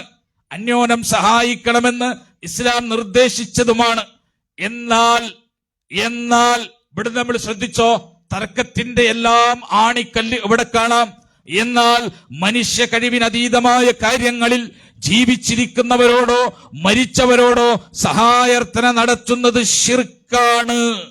അപ്പൊ ശിർക്കായ തേട്ടത്തെ കുഞ്ഞീദ് മദനി പഠിപ്പിച്ചു കൊടുത്തത് എന്താ? മനുഷ്യ കഴിവിനതീതമായ കാര്യങ്ങൾ അല്ലാഹുവല്ലാത്ത ആരോട് ചോദിച്ചാലും അതെന്താണ്? ശിർക്കാണ് എന്ന് അദ്ദേഹം വിശദീകരിക്കാം. മുജാഹിദ് പ്രസ്ഥാനം തുടക്കത്തിൽ പഠിപ്പിച്ചു കൊടുത്തു എന്താണ് ശിർക്കായ പ്രാർത്ഥന, എന്താണ് ശിർക്കല്ലാത്ത പ്രാർത്ഥന എന്ന് അദ്ദേഹം വിശദീകരിച്ചു. വീണ്ടും അദ്ദേഹം എഴുതുക. മുജാഹിദ് പ്രസ്ഥാനത്തിന്റെ നിലപാട് മനസ്സിലാക്കണമെങ്കിൽ ഈ നിലപാടിലാണ് മുജാഹിദ് പ്രസ്ഥാനം നിലകൊള്ളുന്നുണ്ടോ ഇല്ലേ നമ്മൾ പരിശോധിക്കണം. ഈ നിലപാടിൽ നിലകൊള്ളുന്നുണ്ടോ നോക്കൂ. അദ്ദേഹം വിശദീകരിക്കാണ്. കരയിലോ കടലിലോ വായുവിലോ വെച്ച് മനുഷ്യൻ അത്യാഗത്തിലകപ്പെടുന്നു. കാര്യകാരണ ബന്ധങ്ങളുടെ അടിസ്ഥാനത്തിലുള്ള രക്ഷാമാർഗങ്ങൾ തന്റെ മുമ്പിൽ അടഞ്ഞു പോകുന്നു. തന്റെ സർവ്വ കഴിവുകളും തന്ത്രങ്ങളും തളർന്നു പോകുന്നു. മരണം തന്നെ മാടി വിളിക്കുന്നതായി അവന് തോന്നുന്നു. ഇനി തനിക്ക് വല്ല രക്ഷയും ലഭിക്കണമെങ്കിൽ അത് മനുഷ്യാതീത ശക്തിയിൽ നിന്ന് മാത്രമാണ് എന്ന് അവന് ദൃഢബോധ്യമാവുകയും ചെയ്യുന്നു. ഈ സന്ദർഭത്തിൽ മനുഷ്യൻ ചെയ്യുന്ന പ്രവർത്തിക്കാണ് ഈ വചനങ്ങളിൽ എന്നീ പദങ്ങൾ ഉപയോഗിച്ചിരിക്കുന്നത്. അതിനാണ് മലയാളത്തിൽ പ്രാർത്ഥിക്കുക, വിളിച്ച് സഹായം തേടുക, വിളിച്ചു പ്രാർത്ഥിക്കുക, രക്ഷ തേടുക എന്നെല്ലാം പറയുന്നത്. അപ്പൊ എന്താ വിഷയം? മനുഷ്യ കഴിവിനതീതമായ കാര്യങ്ങളിൽ മനുഷ്യാതീത ശക്തികളോട് ചോദിച്ചുകൊണ്ടിരിക്കുക. അതെന്താണ്? ശിർക്കാണ്. അത് ശിർക്കാണ് എന്ന് മുജാഹിദ് പ്രസ്ഥാനം വളരെ വ്യക്തമായിട്ട് സമസ്തനെ പഠിപ്പിച്ചു. അന്ന് സമസ്ത പറഞ്ഞത് എന്താ? അങ്ങനെ ശിർക്കാവൂല. മറിച്ച് ശിർക്കാവണമെങ്കിൽ അല്ലാഹു അല്ലാത്ത ആളുകളെ വിളിച്ചു തേടുമ്പോ അവർക്ക് സ്വമതീയത്തുണ്ടെന്ന് കൽപ്പിച്ചാൽ അപ്പോൾ ശിർക്ക് വരൂ. അഥവാ സ്വയം കഴിവുണ്ട് എന്ന് വിചാരിച്ചാൽ മുഹീദ്ദീൻ ഷേഖിനെ വിളിച്ചു തേടുന്ന ആളുകൾ, മമ്പുറന്തങ്ങളെ വിളിച്ചു തേടുന്ന ആളുകൾ അവരെന്ത് ചെയ്യണം? അവര് പിന്നെ മുഹീദ്ദീൻ ഷേഖ് സ്വയം കഴിവ് കൊണ്ട് സഹായിക്കുമെന്ന് വിശ്വസിച്ചാൽ ശിർക്കാണ്. എന്നാൽ അള്ളാഹ് കൊടുത്ത കഴിവ് കൊണ്ട് സഹായിക്കുന്നു വിശ്വസിച്ചാലോ ശിർക്കാവൂല. മുജാഹിദ് പ്രസ്ഥാനം പറഞ്ഞത് എന്താ? മുജാഹിദ് പ്രസ്ഥാനം 1-ാം തീയതി പഠിപ്പിച്ചു മനുഷ്യാതീതമായ ശക്തി, മനുഷ്യനല്ലാത്ത ഒരു ശക്തി, മനുഷ്യന്റെ കഴിവിനപ്പുറമുള്ള ഒരു കഴിവ്, ഇത് തേടുന്നത് ശിർക്കാണ്. സമസ്ത പറഞ്ഞത് എന്താ? അത് ശിർക്കല്ല. അങ്ങനെ തേടിയാൽ അത് സ്വമതീയത്തിന്റെ അടിസ്ഥാനത്തിലാണ്. ശിർക്കാവുമോ അല്ലയോ എന്ന് മനസ്സിലാക്കുക എന്ന് അവർ എന്നും സമസ്തന്റെ വാദമായിട്ട് പറയുന്നു. ഞാനിത് പറഞ്ഞ ഒരു സമസ്തക്കാരൻ ഇല്ല, ഞങ്ങൾക്ക് അങ്ങനെ വാദില്ല എന്ന് പറയില്ല. സമസ്തനെ അറിയുന്ന ഒരാളും പറയില്ല. കാരണം എന്താ? സമസ്തന്റെ വാദം അതാണ്. മൊയ്തീൻ ഷേഖിനോട്, മമ്പുറന്തങ്ങളോട്, മരണപ്പെട്ട മഹാത്മാക്കളോട് ഒക്കെ സഹായം തേടുമ്പോ അതെങ്ങനെ ശിർക്കാവണമെങ്കിൽ അവരൊക്കെ സ്വമതാണെന്ന് വിശ്വസിക്കണം. സ്വയം പര്യാപ്തരായ ആളുകളാണ്, സ്വയം കഴിവുള്ള ആളുകളാണ് എന്ന് വിശ്വസിക്കണം എന്ന് അവർ പറഞ്ഞു, പ്രചരിപ്പിച്ചു, എഴുതി, പ്രബോധനം ചെയ്തു. അവർ നാട് നീളെ പ്രചരിപ്പിച്ചുകൊണ്ടിരുന്നു. ഞാൻ സുലൈമാൻ സക്കാഫി മാളിയക്കൽ എഴുതിയ സുന്നത്ത് ജമാഅത്ത് എന്ന് പറയുന്ന ഒരു പുസ്തകത്തിന്റെ ഒരു കോട്ട് ഞാൻ വായിക്കാം. അദ്ദേഹം പറയാണ്, സൃഷ്ടികൾക്ക് അള്ളാഹു അനുവദിച്ചു കൊടുത്ത വിശേഷണങ്ങളിൽ സ്വമതീയത്ത് കൂടി ആരോപിച്ചിരുന്നെങ്കിൽ അതില്ലാത്ത സാഹചര്യത്തിൽ ഈ വിശേഷണങ്ങൾ സൃഷ്ടിക്ക് ഉണ്ടെന്ന് വിശ്വസിച്ചാൽ ശിർക്കാവുകയില്ലെന്ന് പഠിപ്പിക്കുക കൂടിയാണ് ഖുർആൻ ചെയ്യുന്നത്. അള്ളാഹുവിന്റെ വിശേഷണങ്ങൾ ബാഹ്യമായി സൃഷ്ടികൾക്ക് നൽകിയാൽ ശിർക്ക് സംഭവിക്കുകയില്ലെന്നും അള്ളാഹുവിന് തുല്യമായ രൂപത്തിൽ സ്വയം പര്യാപ്തതയോടുകൂടി സൃഷ്ടികളിൽ അത് ആരോപിക്കുമ്പോഴാണ് ശിർക്ക് വരികയെന്നും നാം മനസ്സിലാക്കുക. അപ്പോൾ ശിർക്ക് വരണമെങ്കിൽ എന്ത് വേണം? ശിർക്ക് വരണമെങ്കിൽ സ്വമതീയത്ത് കൽപ്പിക്കണം, സ്വയം കഴിവുണ്ട് എന്ന് വിശ്വസിക്കണം. മൊയ്തീൻ ഷേഖ് സ്വയം കഴിവ് കൊണ്ട് എന്നെ സഹായിക്കും എന്ന് വിശ്വസിച്ചാൽ ശിർക്കാണ്. മമ്പുറന്തങ്ങള് സ്വയം കഴിവ് കൊണ്ട് എന്നെ സഹായിക്കുമെന്ന് വിശ്വസിച്ചാൽ ശിർക്കാണ്. അതുപോലെ തന്നെ അമ്പിയാക്കന്മാര്, ഔലിയാക്കന്മാര്, മരണപ്പെട്ടു പോയ ആളുകള്, ഖബറാളികള്, അവരോടൊക്കെ തേടുമ്പോ അവർ സ്വയം കഴിവ് കൊണ്ട് പിന്നെ സഹായിക്കും എന്ന് വിശ്വസിച്ചാൽ ശിർക്കാണ്. അതല്ല, അള്ളാഹ് കൊടുത്ത കഴിവ് കൊണ്ട് സഹായിക്കുമെന്ന് വിശ്വസിച്ചാൽ ശിർക്കേ അല്ല എന്ന വാദം ഈ രാജ്യത്ത് പ്രചരിപ്പിച്ചു. ഇത് എവിടുന്ന സമസ്തക്ക് കിട്ടിയത്? ഇത് എവിടുന്ന കിട്ടിയത് സമസ്തക്ക് ഈ വാദം? ഖുർആനിൽ ഇങ്ങനെ ഒരു വാദമുണ്ടോ? ഖുർആൻ ഇങ്ങനെ ദുആനെ പഠിപ്പിക്കുമ്പോ ഒരു കാര്യം ദുആണെങ്കിൽ അതെന്ത് വേണം? സ്വയം കഴിവുണ്ട്, സ്വമതീയത്ത് കൽപ്പിക്കണം എന്ന ഒരു ഭാഗം ഖുർആൻ പഠിപ്പിച്ചു തന്നിട്ടുണ്ടോ? ഖുർആനിലില്ല, ഹദീസുകളിലില്ല. പിന്നെ എവിടെ നിന്ന് കിട്ടി? അത് കിട്ടിയത് ഒരു സ്ഥലത്തുനിന്നല്ല. നിങ്ങള് പിന്നെ ഒന്ന് ഗൂഗിൾ ചെയ്ത് നോക്കിയാൽ മതി. ഇമാം ഖുമൈനി എന്നടിക്കുക. ഷിയാക്കളുടെ നേതാവാണ്, ഷിഈ ഇമാമാണ്. അദ്ദേഹത്തിന്റെ കശ്ഫുൽ അസ്റാർ എന്ന് പറയുന്ന ഗ്രന്ഥം ഇംഗ്ലീഷിലേക്കും അറബിയിലേക്കും ട്രാൻസ്ലേറ്റ് ചെയ്യപ്പെട്ടിട്ടുണ്ട്. പേർഷ്യൻ ഭാഷകളിലുള്ളതാണ്. അത് ട്രാൻസ്ലേറ്റ് ചെയ്യപ്പെട്ടിട്ടുണ്ട്. അവിടെ നമുക്ക് കാണാം അദ്ദേഹം അവതരിപ്പിക്കാണ്. അദ്ദേഹത്തിന്റെ ഷിഈ കക്ഷിയുടെ വിശ്വാസം അദ്ദേഹം അവതരിപ്പിച്ചു. അദ്ദേഹം എഴുതി, ആവശ്യങ്ങൾ നിവർത്തിക്കപ്പെടാൻ വേണ്ടി ഒരാൾ നബിയോടോ ഇമാമിനോടോ അല്ലാഹുവല്ലാത്ത മറ്റാരെങ്കിലുമോ അവർ സ്വയമായി കഴിവുള്ള റബ്ബാണ് എന്ന് കരുതി തേടിയാൽ അതാണ് ശിർക്ക്. ബുദ്ധിയും ഖുർആനും ഇതിന് തെളിവ് നൽകുന്നു. എന്നാൽ സ്വന്തമായി കഴിവുള്ള റബ്ബാണ് അവർ എന്ന് കരുതാത്തിടത്തോളം അത് ശിർക്കാവുന്ന പ്രശ്നമേ ഇല്ല. ആരാ എഴുതിയത്? ഇമാം ഖുമൈനി. ഇമാം ഖുമൈനി അഥവാ ഷിഈ നേതാവ്, അവരുടെ വിശ്വാസം കേരളത്തിലേക്ക് അഹ്ലുസുന്നയുടെ പേരിൽ എന്ത് ചെയ്തു? കേരളത്തിലേക്ക് കെട്ടിയിറക്കി മുസ്ലിം സൊസൈറ്റിയുടെ വിശ്വാസത്തെ ചൂഷണം ചെയ്തു. നിഷ്പക്ഷത ഉണ്ടോ ഇവിടെ നിഷ്പക്ഷത ഉണ്ടോ? അവരവരെ വഴിക്ക്, നമ്മളെ വഴിക്ക്. ഇങ്ങനെ ഒരു നിഷ്പക്ഷത ഉണ്ടോ? നിഷ്പക്ഷത ഇല്ല. ഇവിടെ വിളിച്ചു പറയണം, ഇവിടെ നമ്മൾ തുറന്നു പറയണം. ഈ ചെയ്യുന്നത് ഷിയായിസമാണ്, ഷിഈ ചിന്തയാണ്. അല്ലാഹുവല്ലാത്ത ആളുകളെ വിളിച്ചാൽ, മരണപ്പെട്ടവരെ വിളിച്ചാൽ, അവരോട് ദുആ ചെയ്താൽ ശിർക്കാവണമെങ്കിൽ സ്വമതീയത്ത് കൽപ്പിക്കണം. അവർക്ക് സ്വയം കഴിവുണ്ടെന്ന് വിശ്വസിക്കണം. അല്ലാഹ് കൊടുത്ത കഴിവീന്നാണ് എന്ന് വിശ്വസിച്ചാൽ ശിർക്കാവില്ല എന്ന വാദം, ആ വാദം തെറ്റാണ്, ബാത്തിലാണ്. അത് ഹക്കിന്റെ കക്ഷിയുടെ വാദമല്ല എന്ന് വിളിച്ചു പറയണം. അല്ലാതെ എനിക്ക് ആ പക്ഷവുമില്ല, എനിക്ക് ഈ പക്ഷവുമില്ല, ഞാൻ നിഷ്പക്ഷനാണ്, ഇങ്ങനൊരു പക്ഷപ്പെടില്ല. ശരിക്കും നമ്മൾ മനസ്സിലാക്കിക്കോ. ഇബാദത്തുമായി ബന്ധപ്പെട്ട തർക്കം എന്ന് പറഞ്ഞാൽ അത് തൗഹീദും ശിർക്കുമായി ബന്ധപ്പെട്ട തർക്കാണ്. നിസാര തർക്കമല്ല, ഇസ്ലാമിന്റെ അടിസ്ഥാനമാണ്, അടിത്തറയാണ് എന്ന് നമ്മൾ മനസ്സിലാക്കുക. ആ ചിന്ത പോയി എവിടേക്കെത്തി?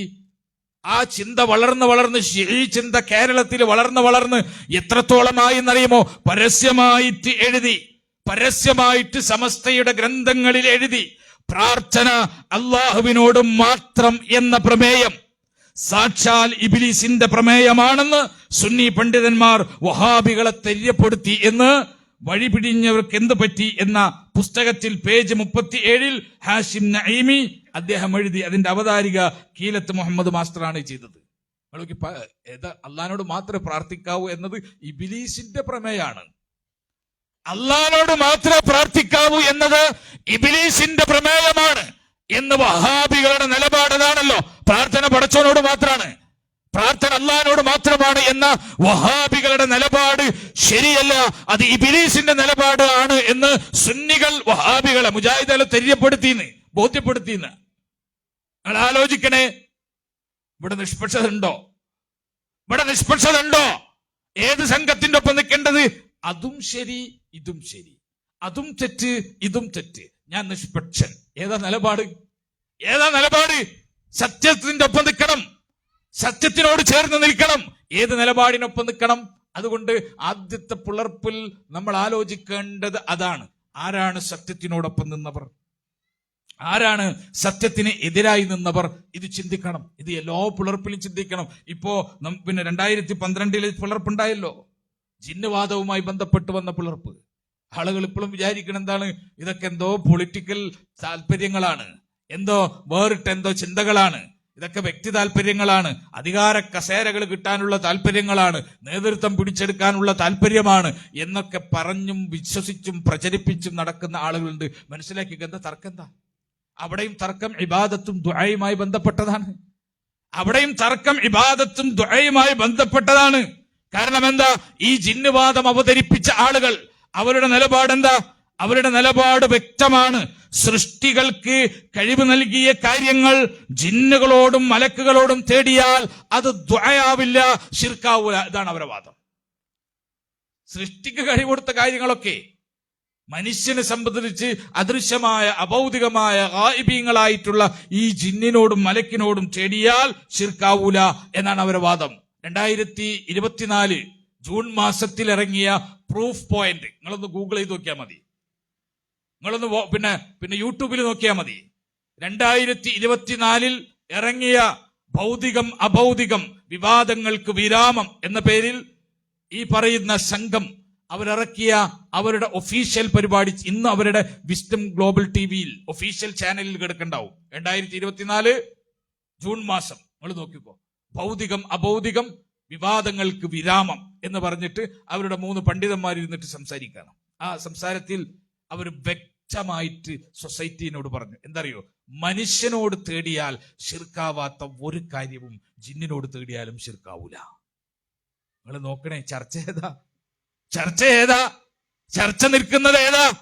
മനുഷ്യനെ സംബന്ധിച്ച് ഗായിബായ സൃഷ്ടിനോടെ സഹായം തേടിയാൽ, മനുഷ്യനോട് ചോദിച്ചാൽ ശിർക്കാവാത്തതൊന്നും അതിനോട് ചോദിച്ചാലും ശിർക്കാവില്ല എന്ന വാദം അവതരിപ്പിച്ചു. ഹക്കേതാണ് ബാത്തിലേതാണ് ഇവിടെ ചിന്തിക്കണ്ടേ?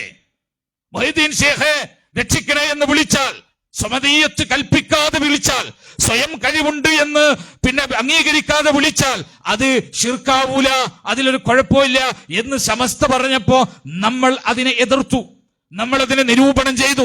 എങ്കിൽ ഞാൻ ചോദിക്കട്ടെ, ഈ കാലഘട്ടത്തിൽ ജീവിക്കുന്ന ഈ ചെങ്ങിലേരിയിലുള്ള ഈ മുജാഹിദ് പ്രവർത്തകർ അല്ല ചോദിക്കില്ലേ, നീ വിശ്വസിച്ചിരുന്നോ മനുഷ്യനോട് ചോദിച്ചാൽ ശിർക്കാവാത്ത കാര്യങ്ങൾ നിന്നെ സംബന്ധിച്ച് ഗായിബായ മറഞ്ഞ സൃഷ്ടിയായ ജിന്നിനോടും മലക്കിനോടും നീ തേടിയാൽ ശിർക്കാവില്ല എന്ന് നീ വിശ്വസിച്ചിരുന്നോ?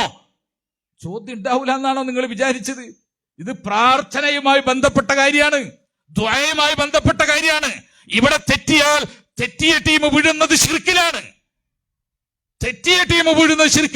എന്നിട്ട് ചർച്ച നടന്നു. അപ്പൊ അല്ലാഹ് എന്താ പറയാ, അതേ റബ്ബേ ചർച്ച നടന്നു, പക്ഷെ ഞാൻ നിഷ്പക്ഷനായിരുന്നു. മൊഹീദ്ദീൻ ഷേഖിനെ വിളിക്കുന്നത് ശിർക്കാണോ ശിർക്കല്ലേ എന്ന് നാട്ടിൽ ചർച്ച ഉണ്ടായില്ലേ? ഉണ്ടായിരുന്നു. നീ കേട്ടിരുന്നോ? കേട്ടിരുന്നു. നീ എന്ത് നിലപാട് സ്വീകരിച്ചു? ഞാൻ 2 ഭാഗത്തും പോയില്ല, നിഷ്പക്ഷനായിരുന്നു. അതുപോലെ തന്നെയാണ് മലക്ക് മനുഷ്യനോട് സഹായം തോടുന്ന വിഷയങ്ങളൊക്കെ മലക്കിനോടും ജിന്നിനോടും ചോദിച്ചു കഴിഞ്ഞാൽ ശിർക്കല്ല എന്ന് പരസ്യമായി ഒഫീഷ്യൽ പിന്നെ ടിവിയിൽ വിസ്ഡം പിന്നെ ഗ്ലോബൽ ടിവി എന്ന് പറയുന്ന അവരുടെ പിന്നെ യൂട്യൂബ് ചാനലിൽ ഇന്നലെയും ഞാൻ പരിശോധിച്ചു. അത് പിന്നെ ഡിലീറ്റ് ആക്കിയിട്ടുണ്ടോ ഒഴിവാക്കിയിട്ടുണ്ടോ എന്നറിയാൻ വേണ്ടി ഇന്നലെയും ഞാൻ പരിശോധിച്ചു. ഇന്നലെയും അതുണ്ട്. ഇന്നലെയും അത് ഇപ്പോഴും അവരുടെ ചാനലിലുണ്ട്. പച്ചയായിട്ട് പറഞ്ഞു, മനുഷ്യനോട് ചോദിച്ചാൽ ശിർക്കാവാത്തതൊന്നും ജിന്നിനോട് ചോദിച്ചാലും ശിർക്കാവില്ല എന്ന് പരസ്യമായിട്ട് പറഞ്ഞു. ഇന്ന് നിലപാടതാണ്. ഈ നിലപാടിൽ നിഷ്പക്ഷത സ്വീകരിക്കാൻ പറ്റൂല. ഈ നിലപാടിൽ ഏതോ ഒന്ന് പഴച്ചിട്ടുണ്ട്. അത് നമ്മൾ പഠിക്കണ്ടേ?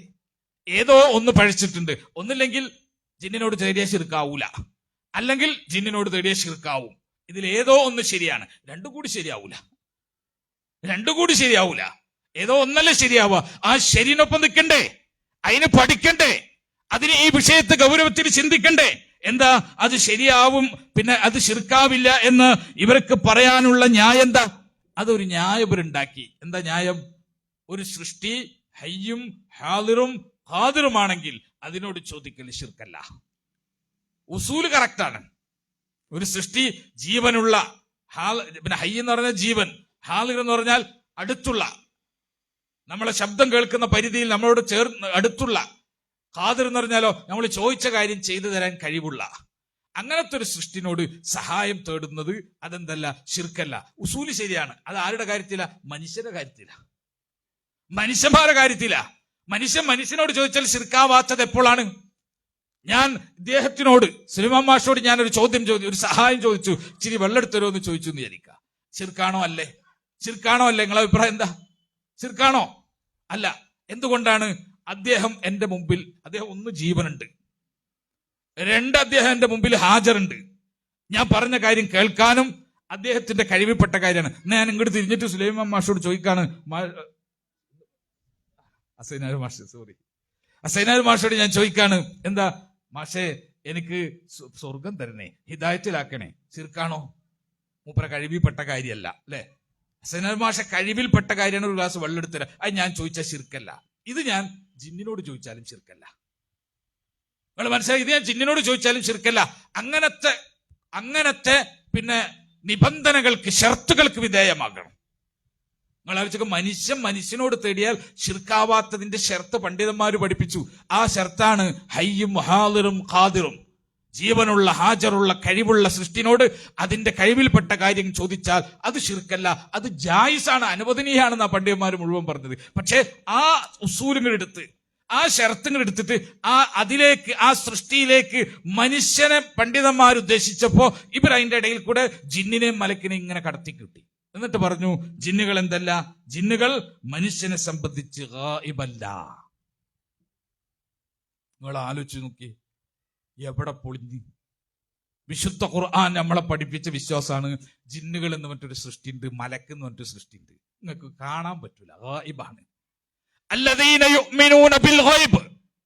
എല്ലാ തഫ്സീറുകളും നോക്കിക്കോ, അല്ലദീന യുഅ്മിനൂന ബിൽ ഗൈബ്, അവർ ഗൈബിൽ വിശ്വസിക്കുന്നവരാണ്. ആ ഗൈബിനെ വ്യാഖ്യാനിച്ച കൂട്ടത്തിൽ, ഗൈബിന്റെ വിവിധ വകുപ്പുകൾ പറഞ്ഞ കൂട്ടത്തിൽ ജിന്നിനെയും മലക്കിനെയും റൂഹിനെയും പരലോകത്തെയും നരകത്തെയും സ്വർഗത്തെയും ഒക്കെ മുഫസ്സിറുകൾ വിശദീകരിച്ചു. ആരാ? സത്യവിശ്വാസികൾ, മുത്തഖികൾ. അവരാരാണ്? ഗൈബിയായ പരലോകത്ത് വിശ്വസിക്കുന്നവരാണ്. മുത്തഖീങ്ങൾ ആരാണ്? ഗൈബിയായിട്ടുള്ള നരകത്തിലും ഗൈബിയായിട്ടുള്ള സ്വർഗത്തിലും വിശ്വസിക്കുന്നവരാണ്. ഗൈബിയായിട്ടുള്ള ആത്മാവിൽ വിശ്വസിക്കുന്നവരാണ്, റൂഹിൽ വിശ്വസിക്കുന്നവരാണ്, ഗൈബിയായിട്ടുള്ള ജിന്നിൽ വിശ്വസിക്കുന്നവരാണ്, ഗൈബിയായിട്ടുള്ള മലക്കിൽ വിശ്വസിക്കുന്നതാണ്. പിന്നെ എങ്ങനെയാണ് ഇത് ഗൈബല്ല എന്ന് പറയാ? ഒരു ജിന്നെങ്ങനെ ഗൈബല്ല എന്ന് പറയാ? ഇപ്പൊ നിങ്ങൾ ആലോചിച്ചൊക്കെ, ഇവിടെ പിന്നെ അള്ളാന്റെ ദിക്ർ ചെയ്യുന്ന മജ്ലിസാണ്, ദീനി പറയുന്ന മജ്ലിസാണ്. ഇവിടെ ആരുണ്ടായിരിക്കും? ഈ മജ്ലിസിൽ ആരുണ്ടാവുക? മലക്കുകൾ ഉണ്ടാവും അല്ലേ? ഉറപ്പാണ് മലക്കുകൾ ഉണ്ടാവുന്നത്. കാരണം എന്താ? പടച്ചോനെ ദിക്ർ ചെയ്യുന്ന മജ്ലിസിൽ മലക്കുകൾ ഉണ്ടാവും. ആ മലക്കുകൾ നമുക്ക് വേണ്ടി ദുആ ചെയ്യുന്നുണ്ടാകും. അപ്പൊ ഇവിടെ ഉറപ്പാണ് മലക്കുണ്ട്. ആ മലക്കിനെ വിളിച്ച് ഞാൻ ഒരു ഗ്ലാസ് വെള്ളം കൊണ്ടുതരാൻ പറഞ്ഞാൽ അതിനെ പറ്റിയിട്ട് ശിർക്കല്ല എന്ന് വിശ്വസിക്കുന്ന ആളുകളാണ് ഈ വാദത്തിന്റെ ആളുകൾ. അതിനെപ്പറ്റി ശിർക്കല്ല എന്ന് വിശ്വസിക്കും. കാരണം എന്താ? എന്റെ ശബ്ദം കേൾക്കുന്ന പരിധിയിലുണ്ട്. അപ്പൊ അതെന്തല്ല? ഗായിബല്ല. നിങ്ങൾ മനസ്സിലാക്കണം, ഗായിബല്ല എന്ന് ഇവർ കണ്ടെത്തിയത് എങ്ങനെ? എന്റെ ശബ്ദം കേൾക്കുന്ന പരിധിയിൽ ഇവിടെ ആരുണ്ട്? മലക്കുകളുണ്ട്. എന്റെ ശബ്ദം കേൾക്കുന്ന പരിധിയിൽ ജിന്നുകളുണ്ട്. അങ്ങനെ ജിന്നുകൾ ഉണ്ടെങ്കിൽ അപ്പൊ ശബ്ദം കേൾക്കുന്ന പരിധിയിലായാൽ ഗായിബല്ല. ശബ്ദം കേൾക്കാത്ത പരിധിയിലേക്ക് പോയി കഴിഞ്ഞാൽ ഗായിബായി. ഇപ്പൊ ഇവിടെയുള്ള മലക്കുകൾ ഉണ്ടല്ലോ, അതിനെ ഞാൻ വാടാനപ്പള്ളി എന്ന് വിളിച്ചു കഴിഞ്ഞാൽ ശിർക്കായി. കാരണം എന്താ? അവിടെ നിന്ന് ഇങ്ങോട്ട് കേൾക്കുമോ മലക്ക്? ഇതൊക്കെ നമ്മളെ കേൾവി, നമ്മളെ കാഴ്ചയും പിന്നെ ആസ്വദിച്ചിട്ട് ആരോപിക്കാണ്. നിങ്ങൾ ആലോചിച്ച് നോക്കിയേ, ഇവിടെ ഖുർആൻ പറഞ്ഞ ഗായിബ് ശബ്ദം കേൾക്കുന്ന പരിധിയിൽ ഉണ്ടായാലും ഗായിബന്നെ, ശബ്ദം കേൾക്കാത്ത പരിധിയിൽ ഉണ്ടായാലും ഗായിബന്നെ. ഖുർആൻ പഠിപ്പിച്ച മലായിക്കത്തുകൾ മനുഷ്യന്റെ ശബ്ദം കേൾക്കുന്ന പരിധിയിൽ നിന്നാലും ആ ശബ്ദത്തിന് പുറത്തു നിന്നാലും അവര് ഗായിബുകൾ തന്നെ. അത് ഗായിബല്ല എന്ന് ഏത് പ്രമാണത്തിന്റെ അടിസ്ഥാനത്തിലാണ് ഈ ആളുകൾക്ക് പറയാൻ പറ്റുക? ഏത് പ്രമാണം പഠിപ്പിച്ചത്? ഖുർആൻ എടുത്തു നോക്കിയാൽ ഇന്നഹു യറാക്കും ഹുവ വഖബീലുഹു മിൻ ഹൈസു ലാ തറൗനഹും. ഖുർആൻ പറയാ, നിങ്ങളെ അവനും അവന്റെ ഖബീലും, ശൈത്താനും ശൈത്താന്റെ ഖബീലും എന്ന് പറഞ്ഞാൽ ജിന്നുകളും ശൈത്താനും ജിന്നുകളുണ്ടല്ലോ, അവരെന്ത് ചെയ്യുന്നു? അവര് നിങ്ങളെ കാണുന്നു, നിങ്ങൾക്ക് കാണാൻ പറ്റാത്ത വിധത്തിൽ. നിങ്ങൾ കാണൂല. കാരണം എന്താ? നിങ്ങൾക്ക് ഗായിബാണ്. മനുഷ്യ നിങ്ങൾക്ക് കാണാൻ കഴിയില്ല, കാരണം നിങ്ങൾക്ക് ഗായിബാണ്. എന്നാൽ അവർക്ക് നിങ്ങളെ കാണാം. അതുകൊണ്ടാണ് ഇമാം ഷാഫിഈ പറഞ്ഞല്ലോ, മൻ സഅമ അന്നഹു യറൽ ജിന്ന ഫഹുവ കാദിബുൻ. ആരെങ്കിലും ജിന്നിനെ കണ്ടിട്ടുണ്ടെന്ന് പറഞ്ഞാൽ അവൻ കള്ളനാണ്. ജിന്നിനെ കാണൂല, ജിന്നിന്റെ കോലത്തിൽ കാണൂല. മറിച്ചെന്താ? അതിന്റെ പ്രകൃതിയിൽ മനുഷ്യന് ഗായിബാണ്, മറയിട്ട ജീവിയാണ്, അതിനവന് കാണാൻ പറ്റൂല എന്ന് ഇമാം ഷാഫിഈ പഠിപ്പിച്ചത് അതുകൊണ്ടാ. മാത്രമല്ല, നിങ്ങൾ ആലോചിച്ചൊക്കെ, മക്കയിലെ മുശ്രിക്കുകൾ ജിന്നിനോട് തേടിയ ശിർക്കൻ തേട്ടം ഖുർആൻ പഠിപ്പിച്ചെന്നല്ലോ. മക്ക മുശ്രിക്കുകൾ തേടിയ ശിർക്കൻ തേട്ടം, ആ തേട്ടം ഖുർആൻ എടുത്തുദ്ധരിച്ചു. സൂറത്ത് ജിന്നിൽ കാണാം. ആ ജിന്നില് അവര് തേടിയ ജിന്നുണ്ടല്ലോ, തേടിയ ജിന്ന് ശബ്ദം കേൾക്കണ പരിധിയില്ല. തേടിയ ജിന്ന് നിൽക്കുന്നത് എവിടെയാണ്? ശബ്ദം കേൾക്കുന്ന പരിധിയിലാണ്. ഖുർആൻ പറഞ്ഞല്ലോ, വഅന്നഹു കാന റിജാലുൻ മിനൽ ഇൻസ് യഊദുന ബിരിജാലിൻ മിനൽ ജിൻ ഫസാദൂഹും റഹഖ എന്ന് ഖുർആൻ പറഞ്ഞല്ലോ. അവര് മനുഷ്യരിൽപ്പെട്ട ചില ആളുകൾ ജിന്നുകളിൽപ്പെട്ട റിജാലുകളോട്, മനുഷ്യന്മാരോട് അവർ സഹായം തേടി, അവർ അഭയം തേടി, അവർ ഇസ്തിആദത്ത് ചെയ്തു. ഫസാദൂഹും റഹഖ, അത് ആ ജിന്നുകൾക്ക് ഗർവ് വർദ്ധിപ്പിച്ചു. ഖുർആൻ പറയാ എന്ന് പറഞ്ഞാ മക്കയിലെ മുശ്രിക്കുകൾ ഏതെങ്കിലും ഒരു താഴ്വരയിൽ വിജനപ്രദേശത്ത് പോയി കഴിഞ്ഞാൽ, ആൾക്കാരൊന്നുമില്ല, അങ്ങനത്തെ ഒരു സ്ഥലത്ത് പെട്ടുപോയി കഴിഞ്ഞാൽ, മരുഭൂമിയിലെ വിജനപ്രദേശത്ത് പെട്ടുപോയാൽ അവർക്ക് പേടിയാവും. പേടിയാവുമ്പോൾ അവർ വിചാരിക്കും ഇവിടെ എന്നെ ഉപദ്രവിക്കാൻ ജിന്നുകൾ ഉണ്ടാകും. അതുകൊണ്ട് ആ ജിന്നുകളുടെ നേതാക്കന്മാരെ വിളിച്ചിട്ട് അവർ പറയും, ഈ തെമ്മാടികളായ ജിന്നുകളിൽ നിന്ന് ഞങ്ങൾക്ക് പ്രൊട്ടക്ഷൻ തരണേ എന്ന് അവരെന്ത് ചെയ്യും? അവിടെ വെച്ചിട്ട് താഴ്വരയിൽ വെച്ച് തേടും. തേടുന്നത് ആര് കേട്ടു? അവര് തേടിയ ജിന്നുകൾ കേട്ടു. കേട്ടപ്പോ ഫസാദൂഹും റഹഖ, ആ ജിന്നുകൾക്ക് ഗർവ് വർദ്ധിപ്പിച്ചു. ഈ ആയത്തിന് തഫ്സീർ എഴുതിയപ്പോ ഇബ്നു കസീർ റഹിമഹുല്ലാഹ് പറഞ്ഞു, ഫലമ്മാ റഅത്തിൽ ജിന്നു അന്നൽ ഇൻസ യഊദൂന ബിഹിം മിൻ ഖൗഫിഹിം മിൻഹും ഫസാദൂഹും റഹഖ. ജിന്നുകൾ ഇങ്ങനെ കണ്ടപ്പോൾ, മനുഷ്യന്മാര് ജിന്നുകളെ പറ്റി പേടിച്ച് എടങ്ങറായിട്ട് അവരോട് ഇസ്തിആദത്ത് ചെയ്യുന്നത്, അവരോട് അഭയം തേടുന്നത് ജിന്നുകൾ കണ്ടപ്പോൾ ഫസാദുഹും റഹഖ, ആ ജിന്നുകൾക്ക് എന്തായി? ആ ജിന്നുകൾക്ക് പിന്നെ അഹങ്കാരം, ഗർവ് വർദ്ധിച്ചു. അപ്പൊ ശിർക്കൻ തേട്ടം ഖുർആൻ പറഞ്ഞ നേർക്ക് നേരെ ജിന്നിനെ വിളിച്ച് തേടിയ ആളുകളുടെ ചരിത്രം ഖുർആൻ ഉദ്ധരിച്ചപ്പോ അവിടെ പിന്നെ മുശ്രിക്കുകൾ വിളിച്ച ശിർക്കൻ തേട്ടത്തിന് കേട്ട ജിന്നുകൾ ആരാ? സമർപ്പിച്ച ആ ശിർക്കൻ തേട്ടം സമർപ്പിച്ച ജിന്നുകൾ ആരാണ്? മുശ്രിക്കുകൾ സമർപ്പിച്ച ജിന്നുകൾ അവരാരാണ്? അവരുടെ ശബ്ദം കേൾക്കുന്ന പരിധിയിലുള്ളതാണ്. ഖുർആൻ അതിനെ കുറ്റപ്പെടുത്തി എന്തുകൊണ്ടാ? ഗായിബുകൾ അവിടെ തേടിയത് കൊണ്ടാണ്. ഇപ്പൊ ചില ആൾക്കാർ വ്യാഖ്യാനിക്കുക അത് ഗായിബിനോട് തേടിയോണ്ടോന്നല്ല, പിന്നെ എങ്ങനെയാണ്? അത് അവരോട് എല്ലാം നിലക്കും എവിടെ നിന്ന് വിളിച്ചാലും എല്ലാം ചെയ്തുതരാൻ പറ്റുന്ന ആളുകളാണ് എന്ന് വിശ്വസിച്ചുകൊണ്ട് തേടിയത് കൊണ്ടാണ്. അങ്ങനെ ഒന്നും ഖുർആനും ഹദീസും പഠിപ്പിച്ചിട്ടില്ല. മറിച്ച് ഖുർആൻ പഠിപ്പിച്ചത്, കുറച്ച് ആൾക്കാർ, മക്കയിലെ മുശ്രിക്കുകളായ കുറച്ചാളുകൾ വിജനമായ താഴ്വരയിൽ എത്തിക്കഴിഞ്ഞാൽ അവിടെയുള്ള ജിന്നുകളോട് അഭയം തേടും.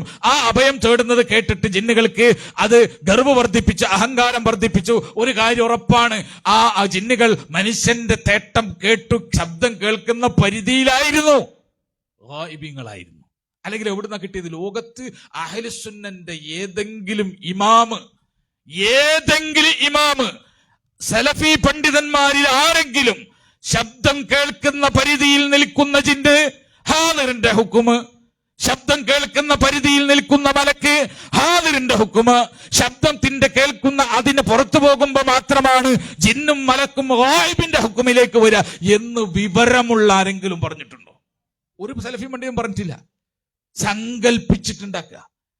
ലജ്ന ദായിമ ഷെയ്ഖ് ഇബ്നു ബാസിന്റെ നേതൃത്വത്തിൽ ഷെയ്ഖ് അബ്ദുൽ അസീസ് ആലു ഷെയ്ഖ്, ഇന്നത്തെ സൗദി അറേബ്യയില് ഈ ഇപ്പോഴത്തെ ഗ്രാൻഡ് മുഫ്തി ആയിട്ടുള്ള ഷെയ്ഖ് സാലിഹ് അൽ ഫൗസാൻ, അതുപോലെ തന്നെ പിന്നെ ബക്കർ അബൂ സയ്യിദ്, അബ്ദുള്ള ഖദിയാൻ തുടങ്ങിയ മഹാപണ്ഡിതന്മാർ ഈ വിഷയത്തിൽ, ജിന്നുകളോട് സഹായം തേടുന്ന വിഷയത്തിൽ അവരെന്ത് ചെയ്തു? അവരൊരു ഫത്വ കൊടുത്തിട്ടുണ്ട്. കേരള ജംഇയ്യത്തുൽ ഉലമ, മനോഹരമായ ആ ഫത്വയാണ്. ജംഇയ്യത്തുൽ ഉലമയുടെ നിലപാടിന് അനുകൂലമായിട്ട് അത് കോട്ട് ചെയ്തത് ആ ഫത്വയാണ്. ജംഇയ്യത്തിന്റെ നിലപാടിന് സാധൂകരിക്കുന്ന പണ്ഡിതന്മാരുടെ ചർച്ച, പ്രമാണബദ്ധമായ ചർച്ച എന്ന നിലക്ക് ഈ ജംഇയ്യത്തുൽ ഉലമ ഈ ലജ്ന ദായിമന്റെ ഫത്വയാണ് കോട്ട് ചെയ്തത്. നിങ്ങൾക്ക് അന്നത്തെ സർക്കുലർ വായിച്ചൊരു കൊക്കറിയാം, മനോഹരമായ ഫത്വ. ഈ വിഷയത്തിലെ എല്ലാ പ്രശ്നങ്ങളും, എല്ലാ അഭിപ്രായ ഭിന്നതകളും, എല്ലാ വിയോജിപ്പുകളും അവസാനിപ്പിക്കാൻ ആ ഫത്വയിലേക്ക് വന്നാൽ സാധ്യമാകുമായിരുന്നു. നമുക്കിടയിലെ എല്ലാ വിഷയങ്ങളും അതിനെ ബാധിക്കുന്ന ചർച്ചയായിരുന്നു. ഇന്നെങ്കിലും ആ സർക്കുലർ ഒന്നുകൂടി കോപ്പി എടുത്ത് നമ്മളെ പ്രവർത്തകർക്ക് കൊടുക്കണം. ഒന്നുകൂടി സെനേറ്റ് എന്തെങ്കിലും ഉണ്ടെങ്കിൽ ഒന്നുകൂടി കൊടുക്കണം. ഇപ്പൊ ഒന്ന് വായിച്ച അതിന്റെ ഫീല് വേറെ. അന്ന് വായിച്ച പോലല്ല. അന്ന് ദുർവ്യാഖ്യാനിച്ച് ആ ഫത്വനെ ദുർവ്യാഖ്യാനിച്ച് നാട് മുഴുവൻ കേട്ടിട്ട് നമുക്ക് തന്നെ തലയിലേക്ക് കയറിയിരുന്നില്ല. ഇപ്പൊ ഒന്ന് വായിച്ചു നോക്കിയ ഫത്വ ഞാൻ പറഞ്ഞെന്താ വെച്ചാല് ഞാനത് അടുത്ത ദിവസം വെറുതെ ഒന്ന് ആ ഫത്വ ഒന്നെടുത്ത് പഴയ ഇതുകൾ വായിക്കുന്ന സമയത്ത് ഒന്നുകൂടെ വായിച്ചു നോക്കി. വല്ലാത്ത ഫീല്, ഞാൻ അത്ഭുതപ്പെട്ടു പോയി. ഇങ്ങനത്തെ ഒരു ഫത്വ, ലജ്നാ ദാഇമന്റെ ഫത്വ കോട്ട് ചെയ്തിട്ട് ജംഇയ്യത്തുൽ ഉലമ ഈ കാര്യം പറഞ്ഞിട്ട് എന്തിനാണ് ഭിന്നിച്ചത്, എന്തിനാണ് തർക്കിച്ചത്, എന്തിനാണ് കക്ഷി പിരിഞ്ഞത്? ബാക്കിയുള്ള തർക്കങ്ങൾ അവിടെ നിർത്തിക്കൊള്ളട്ടെ, അത് അങ്ങനെ കിടന്നോട്ടെ. ഈ വിഷയത്തിൽ എന്തിനാ തർക്കിച്ചത്? ബാക്കിയുള്ള വിഷയം പിന്നെ സംഘടനാപരമായിട്ട് എന്തെങ്കിലും ഉണ്ടെങ്കിൽ അത് അകത്ത് നിന്നിട്ട് അതുമായി ബന്ധപ്പെട്ട പോരാട്ടങ്ങളും അതുമായി ബന്ധപ്പെട്ടിട്ടുള്ള പിന്നെ മറ്റു കാര്യങ്ങൾ ചെയ്യായിരുന്നു. ഈ വിഷയം എന്തിനാ ഏറ്റെടുത്തത്? 2012 മുജാഹിദ് പ്രസ്ഥാനത്തിൽ നിന്ന് പിളർന്നു പോയവർ എന്തിനാണ് ഈ വിഷയം ഏറ്റെടുത്തത്? ഈ വിഷയം ഉണ്ടാക്കുന്ന അപകടം ഒരു സൊസൈറ്റിയെ വാർക്കുകയാണ്. മലക്കിനെയും ജിന്നിനെയും വിളിച്ച് തേടുന്ന ഒരു സൊസൈറ്റി അവർ വാർക്കാണ്. ഞാൻ പറഞ്ഞത് ആ ഫത്വയുടെ ഒരു ഭാഗം ഞാൻ വായിക്കാം. ഒരു ചെറിയ ഫത്വയാണ്, പക്ഷെ അതിന്റെ ഒരൊറ്റ ഭാഗം ഞാൻ വായിക്കാം. ആ ഫത്വയിൽ പിന്നെ ഈ പറഞ്ഞ സൗദി അറേബ്യയിലെ മഹാപണ്ഡിതന്മാർ കൊടുത്ത ഈ ഫത്വയിൽ പറയാണ്, അമ്മൽ ജിന്നു ഫഹുകുമ ഹാദിരിഹിം കഗായിബിഹിം. അമ്മൽ ജിന്നു ഫഹുകുമ ഹാദിരിഹിം കഗായിബിഹിം. ജിന്നുകൾ ഹാജറുണ്ടെങ്കിലും അവയുടെ ഹുക്കുമ്, വിധി എന്ന് പറയുന്നത് ഗായിബിന്റെ വിധിയാണ്. ലാ യജൂസുൽ ഇസ്തിആനതു ബിഹിം ഫീ ശൈഇൻ മിനൽ അശ്യാ. അവരോട് ഒരു കാര്യത്തിലും സഹായം തേടാൻ പാടില്ല. ലിഖൗലില്ലാഹി അസ്സ വജല്ല, കാരണം അല്ലാഹുവിന്റെ വാക്കുണ്ട്, ഇയ്യാക നഅ്ബുദു വ ഇയ്യാക നസ്തഈൻ. വഖൗലുൻ നബി സല്ലല്ലാഹു അലൈഹി വസല്ലമ, അതുപോലെ തന്നെ നബി സല്ലല്ലാഹു അലൈഹി വസല്ലമയുടെ വാക്കുകളുണ്ട്, വഇദസ്തഅൻത ഫസ്തഇൻ ബില്ലാഹ്. നീ സഹായം തേടുകയാണെങ്കിൽ പടച്ചവനോട് തേടാൻ പാടൂ എന്ന് റസൂലും പറഞ്ഞു. ഇയ്യാക നഅ്ബുദു വ ഇയ്യാക നസ്തഈൻ, നാദാ നിന്നോട് മാത്രമേ ഞങ്ങൾ സഹായം തേടൂ, നിന്നെ മാത്രമേ ഞങ്ങൾ ആരാധിക്കൂ എന്ന് അല്ലാഹുവിന്റെ വചനമുള്ളത് കൊണ്ട് ജിന്നുകൾ അവരോട് ഒരു കാര്യത്തിലും സഹായം തേടാൻ പാടില്ല എന്ന ലജ്നാ ദാഇമന്റെ ഫത്വ അവസാനിപ്പിക്കുന്ന അങ്ങനെയാണ്. അവസാനിപ്പിക്കുന്ന വാക്കാണ് ഞാൻ വായിച്ചത്. നിങ്ങൾ നോക്കി എന്താ പറഞ്ഞത്? അമ്മൽ ജിന്നു ഫഹുകുമ ഹാദിരിഹിം കഗായിബിഹിം. ജിന്നുകൾ ശബ്ദം കേൾക്കുന്ന പരിധിയിൽ ഹാജറുണ്ടെങ്കിലും അവരുടെ വിധി എന്താ? അവരുടെ ഹുക്കും എന്താ? ഗായിബിന്റെ ഹുക്കുമാണ്. ഇവിടെ മലക്കുണ്ടെങ്കിലും, ശബ്ദം കേൾക്കുന്ന പരിധിയിൽ മലക്കുണ്ടെങ്കിലും ആ മലക്കിന്റെ ഹുക്കുമ്, വിധി നമ്മളെ സംബന്ധിച്ച് എന്ത് വിധിയാ? ഹാലിറാണോ ഗായിബാണോ? ഹാലിറാണോ ഗായിബാണോ? ഗായിബാണ്. പ്രമാണതാണ് പഠിപ്പിച്ചത്. അതാണ് എല്ലാ അഹ്ലു സുന്നയുടെ പണ്ഡിതന്മാരും പറഞ്ഞത്. അതാണ് എല്ലാ സലഫി പണ്ഡിതന്മാരും പറഞ്ഞത്. പക്ഷേ തർക്കം മൂർച്ഛിച്ചു. എന്നിട്ട് അതിനെ ഗായിബല്ലാതാക്കി. ഇത് സൗദി അറേബ്യയിൽ നടക്കാം. ഞാൻ പറഞ്ഞല്ലോ, പിന്നെ ഇപ്പോഴത്തെ ഗ്രാൻഡ് മുഫ്തി, സൗദി അറേബ്യയിലെ ഇപ്പോഴത്തെ ഗ്രാൻഡ് മുഫ്തി ആരാ? ഷേഖ് സോലിഹ് അൽ ഫൗസാൻ ഹഫിളഹുല്ലാഹ്. അദ്ദേഹത്തിന്റെ ഫത്വ, അദ്ദേഹത്തിന്റെ ദറസിൽ അദ്ദേഹം ജിന്നുകൾ ഗായിബാണെന്ന് പറഞ്ഞപ്പോ ഒരു മനുഷ്യൻ പറയാ, അല്ല ഈ പിന്നെ മനുഷ്യന്റെ ശബ്ദം കേൾക്കുന്ന പരിധിയിൽ ഹാജറുള്ള കരീനെ പറ്റിയിട്ട് എന്താണ്, അതിനെ ഗായിബായിട്ട് കാണാൻ പറ്റുമോ, ഹാലിറായിട്ട് കാണണം എന്ന് തുടങ്ങിയ സംശയങ്ങൾ ഉദ്ദേശിച്ചപ്പോ അദ്ദേഹം പറയാ, നഖൂലു ഹുവ ഗായിബുൻ. നാം പറയുന്നു അവൻ ഗായിബാണ്. ഹൽ തറാഹു, നീ അതിനെ കാണുന്നുണ്ടോ? ഷെയ്ഖ് ചോദിക്ക, ജിന്ന് ഗായിബാണോ ഹാലിറാണോ എന്ന കൺഫ്യൂഷനുള്ള മനുഷ്യനോട് ഷെയ്ഖ് ചോദിക്കാണ്, നഖൂലു, നാം പറയുന്നു, ഹുവ ഗായിബ്, അവൻ ഗായിബാണ്, അദൃശ്യനാണ്. ഹൽ തറാഹു, നീ അതിനെ കാണുന്നുണ്ടോ? ഹൽ തറാഹു, നീ കാണുന്നില്ലേ? അതാണ് ഗായിബ്. അൽ ഗായിബു മഅനാഹു അല്ലദീ ലാ തറാഹു. അദ്ദേഹം പറയാ, ഗായിബ് എന്ന് വെച്ചാൽ അതിന്റെ അർത്ഥം എന്താ? നീ കാണാത്തത് എന്നതിന്റെ അർത്ഥം. മാറ്റി, കേരളത്തിൽ അത് മാറ്റി. കേരളത്തിൽ എന്തായി? ശബ്ദം കേൾക്കുന്ന പരിധിയിൽ ഉണ്ടെങ്കിൽ ഹാലിർ, ശബ്ദം കേൾക്കാത്ത പരിധിയിലാണെങ്കിൽ ഗായിബ്. അങ്ങനെ ആക്കി. അങ്ങനെ ഒരു വിധി ഇല്ല. മനസ്സിലാക്കിക്കോ. ജിന്നിനെയും മലക്കിനെയും പറ്റി ഖുർആനും സുന്നത്തും അങ്ങനെ ഒരു കൽപ്പന പഠിപ്പിച്ചിട്ടില്ല. ഇത് പുത്തൻ വാദമാണ്. ഇത് സമൂഹത്തിന്റെ ഇടയിൽ ഈ വഴിപഴച്ച വാദം അവതരിപ്പിക്കുന്നവർ പടച്ചവനെ സൂക്ഷിക്കണം, അള്ളാഹുവിനെ സൂക്ഷിക്കണം. അല്ല ചോദിക്കും നാളെ ഇതിനെപ്പറ്റി. മൊയ്തീൻ ശേഖനെ വിളിച്ചാൽ സ്വമതീയത്തിന്റെ അടിസ്ഥാനത്തിൽ അദ്ദേഹം സ്വമതല്ല എന്ന് വിചാരിച്ചിട്ട് വിളിച്ചാൽ അത് ശിർക്കല്ല എന്ന് പറഞ്ഞവരോട് അല്ല ചോദിക്കും നാളെ എന്ന് നമ്മൾ വിശ്വസിക്കുന്നില്ലേ? അതുപോലെ അല്ല ചോദിക്കും നാളെ നിന്നോട് ആരാണ് പറഞ്ഞത്?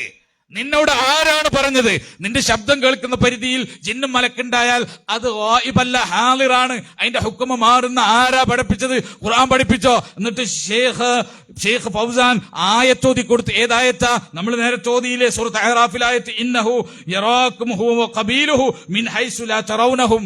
നീ അവരെ കാണാത്ത രൂപത്തിൽ അവർ നിങ്ങളെ കണ്ടുകൊണ്ടിരിക്കുന്നു. ഫഹുവ ഗായിബുൻ, അപ്പോൾ അവൻ ഗായിബാണെന്ന് നീ മനസ്സിലാക്കിക്കോ. ഇതാരാ പഠിപ്പിച്ചത്? സലഫി പണ്ഡിതന്മാരുടെ പാരമ്പര്യവും. ഞങ്ങളാണ് സലഫിയത്തിൽ എന്ന് പറയുന്ന ആളുകൾ, അഹ്ലുസുന്നന്റെ പാരമ്പര്യമൊക്കെ പറയുമ്പോൾ അവർ മനസ്സിലാക്കിക്കോ, ലോകത്ത് ഏതെങ്കിലും സലഫി പണ്ഡിതൻ ഇങ്ങനെ വിശദീകരിച്ചിട്ടുണ്ട്? ശബ്ദം കേൾക്കുന്ന പരിധിയിലുള്ള ജിന്നും മലക്കും ഹാളിറ്, ശബ്ദം കേൾക്കാത്ത പരിധിയിലുള്ളത് ഗായിബ്. ഇങ്ങനെയാണ് ജിന്നിനെ ഹാളിറും ഗായിബാക്കിയിട്ട് ഉലമാക്കൾ പഠിപ്പിച്ചത്. എവിടെയെങ്കിലും ഉണ്ടോ? ഇല്ല. ഒന്നാമത്തെ പിഴവ് ഇവിടാണ്. അല്ലാഹ് ഗായിബാക്കിയ സൃഷ്ടിനെ ഹാളിറാക്കിയിട്ട് സമൂഹത്തിന് പഠിപ്പിച്ചു. അല്ലാഹ് ഗായിബിന്റെ ഹുക്മ കൊടുത്ത സൃഷ്ടിക്ക്, മനുഷ്യനെ സംബന്ധിച്ച് ഗായിബിന്റെ ഹുക്മിൽ കാണണം എന്ന് പറഞ്ഞ സൃഷ്ടിക്ക്, ആ സൃഷ്ടിനെ എന്ത് ചെയ്തു? ഹാളിറിന്റെ ഹുക്മിൽ കാണാൻ പഠിപ്പിച്ചു.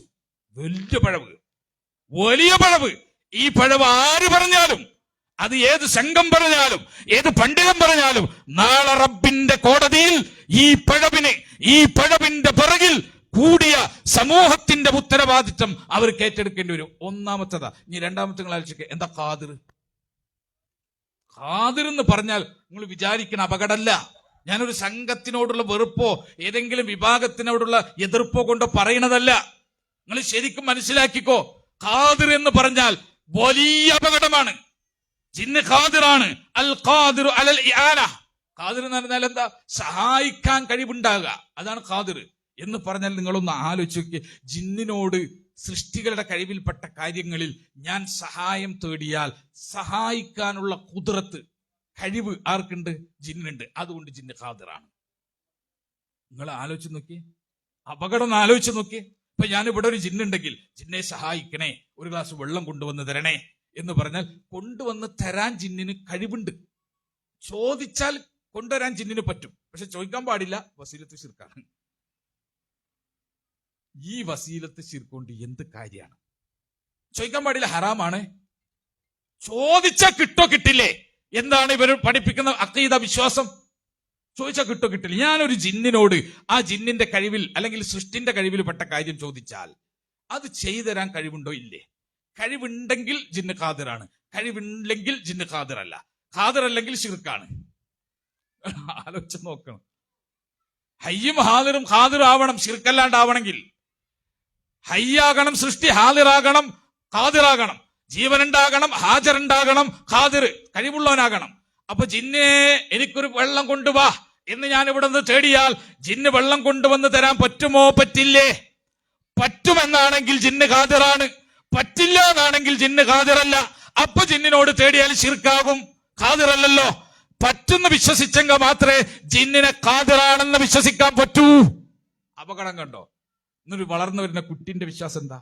ഞാനൊരു പുഴയിൽ ഇങ്ങനെ മുങ്ങിത്താഴുമ്പോ ആരും രക്ഷിക്കാനില്ലെങ്കിൽ, ജിന്നെ ഈ പ്രദേശത്ത് ശബ്ദം കേൾക്കുന്ന പരിധിയിലുള്ള ജിന്നെ എന്നെ ഒന്ന് സഹായിക്കൂ എന്ന് വിളിച്ചാൽ ജിന്നിന് സഹായിക്കാനൊക്കെ പറ്റും. പക്ഷെ ചോദിക്കാൻ പാടില്ല, ഹറാമാണ്. എങ്ങനെ ഉണ്ടാവും? നിങ്ങളൊക്കെ ജിന്നിനെ പച്ചക്ക് വിളിച്ച് തേടുന്ന സൊസൈറ്റിന്റെ ആദ്യത്തെ അടിക്കല്ലാണ് ഈ ഇട്ടത്. ആദ്യത്തെ അടിക്കല്ല്. മോനക്ക് എത്ര വയസ്സായി? ആ ബാക്കിൽ തോന്, ആ ചെറുതിന്, അവന് എത്ര വയസ്സായി? അവനെന്നെ എത്ര വയസ്സായി?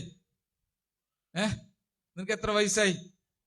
13. മോനെ, നീ ഞങ്ങ മരിച്ചതിന് ശേഷം നീ ദുനിയാവിൽ ഉണ്ടെങ്കിൽ ഞാൻ ഈ പറഞ്ഞ വാക്ക് നീ അന്ന് വിളിച്ച് പറയണം സൊസൈറ്റിനോട്ടിട്ടാ. കാരണം നമുക്ക് ആ സൊസൈറ്റി വരുമ്പോഴത്തേനും ഞങ്ങളൊക്കെ ചിലപ്പോൾ ഉണ്ടാവൂല, മരിച്ചു പോയിട്ടുണ്ടാവും. പക്ഷെ നീയൊക്കെ ചിലപ്പോൾ ഉണ്ടാവാൻ സാധ്യതയുണ്ട്. ഞാൻ പറയുന്നു, അന്ന് വിളിക്കുന്ന സൊസൈറ്റി വന്നിരിക്കും. നിങ്ങൾ ആലോചിക്കുക, ഏത് സൊസൈറ്റിയാ വരാതിരിക്കുക? ഞാൻ വിളിച്ച വിളിപ്പുറത്തുണ്ട് സാധനം, ചോദിച്ചത് കിട്ടും. പക്ഷെ ചോദിക്കാൻ പാടില്ലേ. ചോദിക്കാത്ത നമ്മളൊരു ഔദാരിയാണ് അല്ലെ? പടച്ചവനോട് മാത്രം കൊടുത്ത് പടച്ചവനോട് നമ്മളൊരു ഔദാര്യൊക്കെ കാണിക്കാണ്. നേരിട്ട് ചോദിക്കൂല നമ്മള്. പക്ഷെ ചോദിച്ചാൽ കിട്ടോ, ചെയ്തരാൻ പറ്റോ, ചെയ്തരാനൊക്കെ പറ്റൂ. ഇങ്ങനെ ഒരു സൊസൈറ്റി വളർന്നു വന്നാൽ അവർ വിളിക്കൂലേ? നിങ്ങൾ ആലോചിക്ക്. ശിർക്ക് വന്നത് ഇബ്നു അബ്ബാസ് പഠിപ്പിച്ചല്ലോ.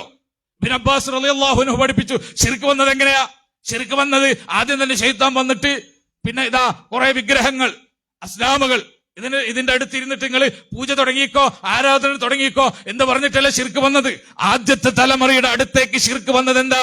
നിങ്ങളെ മഹാന്മാരായ ആളുകൾ, നിങ്ങളെ വലിയ ശ്രേഷ്ഠന്മാരായ ആളുകൾ, അവർക്ക് സ്മാരകങ്ങൾ പണിയൂ, സ്തൂപങ്ങൾ പണിയൂ എന്ന് പറഞ്ഞിട്ടാ. അവരെ ഓർക്കണ്ടേ? അവര് മഹാന്മാരല്ലേ? ആ തലമുറ എന്ത് ചെയ്തു? അവര് സ്തൂപങ്ങൾ പണിതു. ഈ പറഞ്ഞ വദ്ദും സുവാഉം യഊദും യഊസും നസ്റൊക്കെ ഇരുന്ന സ്ഥലങ്ങൾ, അവരുടെ ഓർമ്മ ഇടങ്ങളിൽ സ്മാരകങ്ങൾ, സ്തൂപങ്ങൾ പണിതു വെച്ചു. എന്തിനാ? നമ്മളെ മഹാന്മാരാണ്, നമ്മളെ കാരണവന്മാരാണ്, അങ്ങനത്തെ അവരെ ഓർക്കാൻ വേണ്ടി. മഹത്തുക്കളാണ്, സ്വാലിഹീങ്ങളാണ്. റിജാൽ ഖൗമുൻ, നൂഹ് നബി അലൈഹി ഇസ്ലാമിന്റെ ഖൗമിലെ സ്വാലിഹീങ്ങളാണ് എന്ന ആ ഓർമ്മ പുതുക്കാൻ വേണ്ടിയിട്ട് വെറുതെ സ്മാരകം പണിയാനാണ് ശൈത്താൻ ആദ്യം പഠിപ്പിച്ചത്. എന്നിട്ട് ഹദീസ് പറഞ്ഞെന്താ? ആ തലമുറ പോയി. ഏത് തലമുറ? മോനെ, നീ ശരിക്കും ഓർത്തു വെച്ചോ, ഇത് ശിർക്കാണ് എന്ന് പറയുന്ന തലമുറ പോയാൽ, ഇത് ശിർക്കാണ് എന്ന് വാദിച്ച തലമുറ പോയാൽ, ജിന്നിനോടുള്ള സഹായം തേടുന്നത് അത് ഹറാമല്ല, മാത്രമല്ല അത് ശിർക്കാണെന്ന് തന്നെ പറയണം എന്ന് പറയുന്ന ഒരു സൊസൈറ്റി മാറിപ്പോയാൽ നിനക്ക് കാണാം, നീ ജീവിച്ചിരിപ്പുണ്ടെങ്കിൽ നിനക്ക് കാണാം, അതാ വിളിക്കുന്ന രണ്ടാമത്തെ സൊസൈറ്റി വരുന്നത് നിനക്ക് കാണാം. അങ്ങനെ ശിർക്ക് വരിക. ആ ശിർക്കിനെ നമ്മൾ എതിർക്കണ്ടേ? നമ്മൾ നോക്കും, മനസ്സിലാക്കും. വിശുദ്ധ ഖുർആൻ ഈ വിഷയത്തിൽ എന്താ വിശുദ്ധ ഖുർആൻ സംസാരിച്ചത്? ഈ വിഷയത്തിൽ വിശുദ്ധ ഖുർആൻ സംസാരിക്കുന്നത് വളരെ വ്യക്തമാണ്. ജിന്നിനെ പറ്റിയിട്ട്, മലക്കിനെ പറ്റിയിട്ടൊക്കെ നമ്മൾ വിശ്വസിക്കേണ്ടെന്താ? വിശുദ്ധ ഖുർആൻ സൂറത്ത് ഇസ്രാഇന്റെ 56-57 ആയത്തുകൾ നിങ്ങൾ വായിക്കൂ. അവിടെ അല്ലാഹ് തീർത്തും നമ്മളെ വിശ്വാസം പഠിപ്പിച്ചിട്ടുണ്ട്. എന്താ? ഖുലിദുല്ലദീന സഅംതും മിൻ ദൂനിഹി ലാ യംലികൂന കശ്ഫൽ ദുർരി അൻകും വലാ തഹ്ബീല. അല്ലാഹ് പറയാ, ഖുൽ നബിയെ പറഞ്ഞു കൊടുക്ക്, ഉദുല്ലദീന സഅംതും മിൻ ദൂനിഹി, ആ പടച്ചവന് പുറമെ, അല്ലാഹുവിന് പുറമെ നിങ്ങൾ ദുആ ചെയ്യുന്ന, ജൽപ്പിക്കുന്ന ആളുകൾ, ആ ജൽപ്പിക്കുന്നവർ ഫലാ യംലികൂന കശ്ഫൽ ദുർരി അൻകും വലാ തഹ്ബീല, നിങ്ങളെ സ്ഥിതിഗതിയിൽ ഒരു മാറ്റം വരുത്താൻ പോകുന്നില്ല. നിങ്ങളെ സ്ഥിതിഗതിയിൽ അവരൊരു മാറ്റവും വരുത്താൻ പോകുന്നില്ല. നിങ്ങൾക്ക് വേണ്ടി ഒരു ഉപദ്രവം അവർ തടുത്തു തരാനും പോകുന്നില്ല. നിങ്ങൾ വിളിച്ച് തേടുന്നവരുണ്ടല്ലോ, ആ തേടുന്ന മൊത്തം ഇലാഹുകളുടെ അവസ്ഥ, മൊത്തം ആരാധ്യന്മാരുടെ അവസ്ഥ ഖുർആൻ ചൂണ്ടിക്കാണിക്കുക. എന്താ? ഫലാ യംലികൂന കശ്ഫൽ ദുർരി അൻകും വലാ തഹ്ബീല.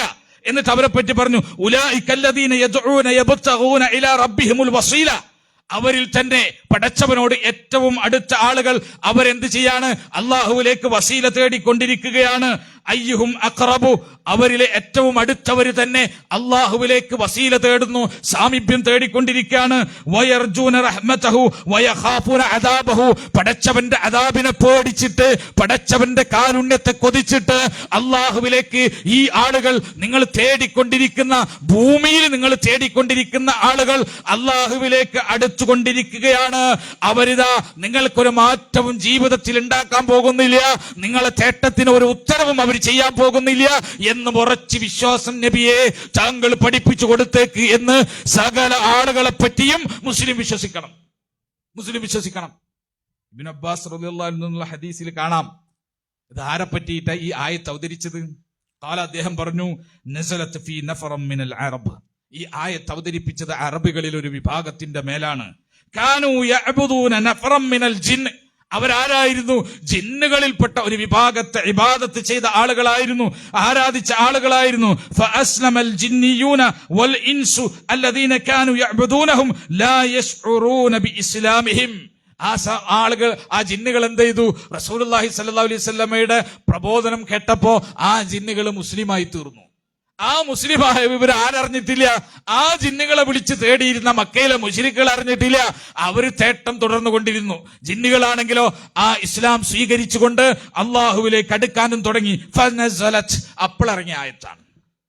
എപ്പോഴറിങ്ങിയത്? മക്കയിലെ മുശ്രിക്കുകൾ ഒരു കൂട്ടം ജിന്നുകളെ വിളിച്ചു തേടുന്നു. ആ ജിന്നുകൾ റസൂലുള്ളാഹിന്റെ പ്രബോധനം കേട്ടിട്ട് ഇസ്ലാം സ്വീകരിച്ചിട്ട് അള്ളാഹുവിലേക്ക് അടുക്കുന്നു. ആ ജിന്നുകളെ വിളിച്ച് തേടിയവരോട് അല്ലാഹ് പറയാ, ഫലാ യംലികൂന കശ്ഫൽ ദുർരി അൻകും വലാ തഹ്വീല. ഇത് ഉറപ്പിച്ചു വെച്ചോളണം നെഞ്ചത്ത്. ഒരു മാറ്റവും, ഒരു വിളിക്കും ഒരു ജിന്നും ഉത്തരം ചെയ്യില്ല, ജിന്ന് കാദിറല്ല എന്ന് വിശ്വസിച്ചോളണം. ഇതാണ് അഖീദ. അല്ലെങ്കിൽ ഒന്ന് കാണിച്ചെത്തി, ഒരു ഗ്ലാസ് വെള്ളം അടുപ്പിച്ചൊന്ന് കാണിച്ചെത്തി. ഒരു മലനെ കൊണ്ടുവന്ന് ഇങ്ങോട്ട് കാണിച്ചു തരട്ടെ, മരുന്നെടുത്തിട്ട് കാണിച്ചു തരട്ടെ. എവിടെ നിന്നാണ് ഇത്? എന്താണ് ഈ പറയുന്നത്? ഇനി നിങ്ങൾ ആലോചിച്ച് നോക്ക്. ഗായിബാണല്ലോ സൃഷ്ടി. ഒന്ന് പ്രമാണം വിട്ടിട്ട് ഒന്ന് മൂളാന്ന് പറയുമല്ലോ, നമ്മള് കോമൺ സെൻസ് എന്ന് പറയുള്ളൂ. അതുണ്ടെങ്കിൽ തന്നെ ഒന്ന് ആലോചിച്ച് നോക്ക്. ഇനിയിപ്പോ ഒരു ജിന്ന് വെള്ളം എടുത്തുകൊണ്ട് വന്നു വിചാരിച്ച, ജിന്ന് വെള്ളം എടുത്ത് വന്നു. ഞാൻ ചോദിച്ചു, ഇത്തിരി വെള്ളം എന്താ ജിന്നെ എന്ന് പറഞ്ഞപ്പോ ജിന്ന് വെള്ളമായിട്ട് വന്നു. ഈ വെള്ളം ഞാൻ അങ്ങനെ കാണാം, അന്തരീക്ഷത്തിൽ ഒരു ഗ്ലാസ് ഇങ്ങനെ പറന്നു പോവേ. ഒരു വാങ്ങാനും കൊടുക്കാനും ഒരു ആക്സസ് വേണ്ടേ? ഞാൻ നിങ്ങളോട് വെള്ളം എടുത്ത് തരുമെന്ന് പറഞ്ഞു കഴിഞ്ഞാൽ നിങ്ങൾക്ക് തരാനും ഒരു ആക്സസ് വേണ്ടേ, എനിക്ക് വാങ്ങാനും ആക്സസ് വേണ്ടേ? മലക്ക് എനിക്കൊരു ഇത്തിരി വെള്ളം കൊണ്ടാ, മലക്കപ്പം എങ്ങനെ വെള്ളമായിട്ട് എങ്ങനെ ഞാൻ വാങ്ങും? മലക്ക് എങ്ങനെ എനിക്ക് തരൂ? ഞാൻ ആലമു ഷഹാദയില്, മലക്ക ആലമുൽ ഗൈബില്. ഒരു ആക്സസ് വേണ്ടേ? അതല്ലെങ്കിൽ പിന്നെ ഈ പറഞ്ഞ പോലെ അന്തരീക്ഷത്തിൽ നമ്മളെ മായാവിയുടെ ഒക്കെ പഴയ കഥ ഉണ്ടല്ലോ, കുട്ടൂസൻ, മായാവി, ഡാക്കിനി, ലുട്ടാപ്പി ഒക്കെ ഉണ്ടല്ലോ, അതിലെങ്ങനെ കാണാൻ അങ്ങനെ പറന്നു പോണ കഥ. ഇതുപോലത്തെ കഥകളിൽ കൂടെ വേണം നമ്മൾ ഇത് വിശ്വസിക്കാൻ. അഖീദാണ് ഈ പറയണത്. പണ്ടൊരാൾ പ്രസംഗിച്ചല്ലേ, ഞാൻ പേര് പറയുന്നില്ല, മരണപ്പെട്ടു പോയി, അള്ളാഹു മഗ്ഫിറത്തും മർഹമത്തും ചെയ്തു കൊടുക്കുമാറാകട്ടെ. അദ്ദേഹം പരസ്യമായിട്ട് പ്രസംഗിച്ച ഒരു ജിന്ന് ഒരു വീട്ടിൽ കല്യാണത്തിന് പോയി. കേട്ടിട്ടുണ്ടാവും നിങ്ങള്. കല്യാണത്തിന് പോയപ്പോ ഭക്ഷണം കൊടുത്തപ്പോ മൂപ്പരിങ്ങനെ ഉരുളാക്കിയിട്ട് ഇരുന്ന് തിന്നാണ്. അപ്പോൾ ആൾക്കാർ നോക്കുമ്പോൾ ഒരു ഉരുള ഇങ്ങനെ പോകുന്നുണ്ട്, പിന്നെ താഴ്ത്തു, ഉരുള പോകുന്നു, കാണുന്നില്ല. മറ്റേ പ്ലേറ്റിനെ ഉരുള ഇങ്ങനെ പൊന്തുന്നു, കാണുന്നില്ല. സംഭവം എന്താ? ജിന്നിങ്ങനെ കുഴച്ചപ്പോളേ ഉരുള കാണുന്നുണ്ട്, കൈ കാണൂലല്ലോ. കാരണം എന്താ? മൂപ്പര് ഗായിബല്ലേ. അപ്പൊ തിന്നുമ്പോ ഉരുള ഇങ്ങനെ കാണില്ല, മൂപ്പര് ഗായിബാണ്. വായിൽ കിടന്ന ഗായിബായില്ല, വായിൽ പൂട്ടിയാൽ പിന്നെ ഉരുള കാണാൻ പറ്റില്ല. ഗായിബിന്റെ അകത്തെ ഹാലിറാണല്ലോ ഉരുള. നിങ്ങൾ ആലോചിക്കും, ഇതൊക്കെ ഭയങ്കര പ്രമാണമായിട്ട് അവതരിപ്പിക്കുകയും വിശ്വസിക്കുകയും സ്വഹീഹായ സനദിലൂടെ കണ്ട് അടിച്ചുവിടുകയും ചെയ്യുന്ന അവസ്ഥ. ഞാൻ ചോദിക്കുന്നത്, ഇത് തെറ്റല്ലേ? ഞാനിങ്ങനെ വിശ്വസിക്കാൻ പാടുണ്ടോ? എന്റെ വിളി കേൾക്കുന്ന പരിധിയിൽ ഒരു ജിന്നുണ്ടെങ്കിൽ ചോദിച്ചാൽ എനിക്ക് ചെയ്തു തരും എന്ന് അള്ളൊരു സ്ഥലത്തും പഠിപ്പിച്ചിട്ടില്ലെന്നേ. അള്ളൊരു സ്ഥലത്തും പഠിപ്പിച്ചിട്ടില്ല. അപ്പൊ ചോദിക്കാണ്, അപ്പൊ ശൈത്താന്റെ മിത്രങ്ങളെ ശൈത്താൻ സഹായിക്കുന്നുണ്ടല്ലോ. നല്ല കഥായി. ഇതാണ് ഇപ്പൊ മുസ്ലിങ്ങൾക്ക് തെളിവ്. ശൈത്താന്റെ മിത്രങ്ങളെ ശൈത്താൻ സഹായിക്കും, അതുകൊണ്ട് അപ്പൊ എനിക്കും കിട്ടും ഇങ്ങനെ. അപ്പൊ ഞാനാരാ? ശൈത്താന്റെ മിത്രോ? ശൈത്താന്റെ മിത്രം എന്ന് പറഞ്ഞാൽ ആരാ? മുശ്രിക്കും കാഫുറ. ചെറുക്ക് വരാതിരിക്കാൻ വേണ്ടി ഇനി ചർച്ച മുഴുവൻ. അപ്പൊ പോയിട്ട് അവസാനം കൺക്ലൂഷൻ എന്താ? എനിക്കും കിട്ടും ശൈത്താനിന് സഹായം. എന്നുവെച്ചാൽ ഞാൻ മുശ്രിക്കും കാഫുറായി എന്നതിന്റെ അർത്ഥം. വളരെ ഇതൊക്കെ ചർച്ച. ജോത്സ്യനെ സഹായിക്കുന്നില്ലേ ജിന്നുകൾ? ഹദീസുകളിൽ വന്നിട്ടില്ലേ? പറയാനായിട്ടായിരിക്കും ജോത്സ്യന്റെ വീട്ടിലേക്ക് ഇറച്ചി വാങ്ങിച്ചിട്ടുണ്ടോണെന്ന് മൂപ്പരുന്ന് ജിന്ന്, മീൻ വാങ്ങിച്ചിട്ടുണ്ടോണം, അരി വാങ്ങിച്ചിട്ടുണ്ടോണൊക്കെ ജിന്ന് സൈക്കിളിൽ പോയിട്ട് ജോത്സ്യേട്ടാ സാധനം എത്തിയിട്ടുണ്ട് ഇങ്ങനെയാണെന്ന് വിചാരിക്കും. ഏതോ ഒരു അദൃശ്യ വാർത്ത പിന്നെ ജോത്സ്യനോട് അടുത്ത് വന്ന് ചോദിക്കുമ്പോ ജോത്സ്യൻ പറയുന്നത് ശരിയാവുണ്ടല്ലോ. അതിന്റെ കാരണം എന്താ വെച്ചപ്പോ അത് ജിന്ന് ചവിട്ടിൽ കുറുകി കൊടുത്ത, കട്ട് കേട്ട് കൊടുത്ത, മനസ്സിൽ തോന്നിപ്പിച്ച. ഇനിയിപ്പോ ചിലർ വിചാരം കുറുകൽ എന്ന് പറഞ്ഞാൽ ജോത്സ്യന്റെ അടുത്ത് കുറു എന്നാക്കിയിട്ട് ജിന്ന് വരുന്നതാണ്. ചില അങ്ങനെ വിശ്വസിക്കുന്ന പ്രഭാഷകന്മാരുണ്ട്, ഞാൻ വെറുതെ പറഞ്ഞല്ല, അങ്ങനെ വിശ്വസിക്കുന്നുണ്ട്. അങ്ങനല്ല, മനസ്സിൽ തോന്നിപ്പിക്കുന്നതാണ്. അങ്ങനെ മനസ്സിൽ തോന്നിയിട്ട് അയാളെ വിളിച്ചു പറയും. ഇതോടുകൂടി ജോത്സ്യനി ചെന്നാൽ പിന്നെ കറണ്ട് ബില്ല് അടക്കാൻ ജിന്നിനെ പറഞ്ഞേക്കാൻ പറ്റുമോ? അങ്ങനെയാണെങ്കിൽ നമ്മുടെ നാട്ടിൽ ജോത്സ്യന്മാരെ നമുക്ക് നോക്കിയാൽ മതിയല്ലോ. മൂപ്പരൊന്നും പോകില്ല സാധനങ്ങൾ. മൂപ്പര വീട്ടിലേക്ക് എന്നൊരു പൊതി ഇങ്ങനെ പറന്നു പോണാണ്, മൂപ്പര വീട്ടിലേക്ക് ഇങ്ങനെ അരി ഇങ്ങനെ പറന്നു പോണാണ്. കാരണം എന്താ? കൊണ്ടോണ മറ്റവനാണ്, ശൈത്താനാണ്. ഓനമ്മ കാണൂല, സഞ്ചി കാണാം. കാരണം ജോത്സ്യന്റെ സഞ്ചി ഉണ്ടല്ലോ, സഞ്ചി ജിന്നിന്റെ അല്ല, ജോത്സ്യന്റെ ആണ്. അപ്പൊ അത് ലാഹിറായിട്ടുള്ള സഞ്ചരിക്കും. നിങ്ങൾ ആലോചിക്കുക, ഇതൊക്കെ ഇങ്ങനൊക്കെ വിശ്വസിക്കാൻ നമുക്ക് കഴിയും. ഖുർആനും സുന്നത്തും പഠിച്ച ആളുകൾ ഖാദിറാണെന്ന് വിശ്വസിക്കണമെങ്കിൽ ഈ വക അവസ്ഥയിലേക്ക് പോകേണ്ടി വരും. ഈ വിഷയത്തിൽ നിഷ്പക്ഷത ഉണ്ടോ? ഞാൻ ചോദിക്കുന്നു, ഈ വിഷയത്തിൽ നിഷ്പക്ഷത ഉണ്ടോ? ഞാൻ അതും സ്വീകരിക്കുന്നു, ഇതും സ്വീകരിക്കുന്നു. അതും സ്വീകരിക്കൂല, ഇതും സ്വീകരിക്കൂല. രണ്ടിന്റെയും ഇടയിൽ ഞാൻ നിഷ്പക്ഷൻ. അങ്ങനെ ഉണ്ടോ? ഇത് തെറ്റാണ്. നമ്മളെ സഹോദരങ്ങൾക്ക് നമ്മൾ പറഞ്ഞു കൊടുക്കണം, അവർക്ക് ബോധ്യപ്പെടുത്തി കൊടുക്കണം, അവരെ ഉത്ബോധിപ്പിക്കണം. വലിയ തെറ്റിലാണ് അവർ പോകുന്നത്. അവരോട് വെറുപ്പുണ്ടാവരുത്. നമ്മളെ പ്രശ്നം ഇതാണ്. നമ്മൾ ഈ വാദങ്ങൾ കേൾക്കുമ്പോൾ വെറുക്കും, അവരെ വിട്ടകലും, അവരെ ഒഴിവാക്കും. അങ്ങനെ ഒഴിവാക്കുകയോ വെറുക്കുകയോ ചെയ്യലല്ല നമ്മൾ ചെയ്യേണ്ടത്. മറിച്ച് നമ്മൾ ചെയ്യേണ്ടത് എന്താണെന്ന് വെച്ച് കഴിഞ്ഞാൽ അവരെ ഉത്ബോധിപ്പിക്കണം. കാരണം എന്താ? ഒരു ദിവസം മരിക്കും, നമ്മളും മരിക്കും, അവരും മരിക്കും. അല്ലാഹു സുബ്ഹാനഹു വ തആല പറഞ്ഞല്ലോ, നഹ്നു ഖദ്ദർനാ ബൈനകുമുൽ മൗത്ത്, നിങ്ങൾക്കിടയിൽ നാം മരണത്തെ നാം നിർണയിച്ചിരിക്കുന്നു. മരിക്കും. ഇപ്പൊ നമ്മൾ ഈ ഇരിക്കുന്ന ആൾക്കാർ ഈ കൂട്ടത്തിൽ ഉണ്ടാകും. വയല് കഴിഞ്ഞ് തിരിച്ചു പോകുമ്പോൾ മരിക്കുന്ന ആൾ ചിലപ്പോൾ ഞാനായിരിക്കും, ചിലപ്പോൾ നിങ്ങളായിരിക്കും. ഈ കൂട്ടത്തിലുണ്ടാകും. വീടെത്തുന്നതിന് മുമ്പ് മരണപ്പെട്ടു പോകുവാൻ വിധിക്കപ്പെട്ടവർ, ഈ കൂട്ടത്തിൽ ഉണ്ടാകും വീട്ടിൽ പോയിട്ട് ഭക്ഷണം കഴിക്കാൻ ഭാര്യ വിളമ്പിയ, ഉമ്മ വിളമ്പിയ ആ ഭക്ഷണപാത്രത്തിലേക്ക് കൈവെക്കുമ്പോഴേക്കും റൂഹ് പിടിച്ചു പോകുന്ന അവസ്ഥയുള്ള ആളുകൾ ഈ കൂട്ടത്തിൽ ഒരു പക്ഷേ ഇരിക്കുന്നുണ്ടാകും. മരണം അങ്ങനെയാണ്.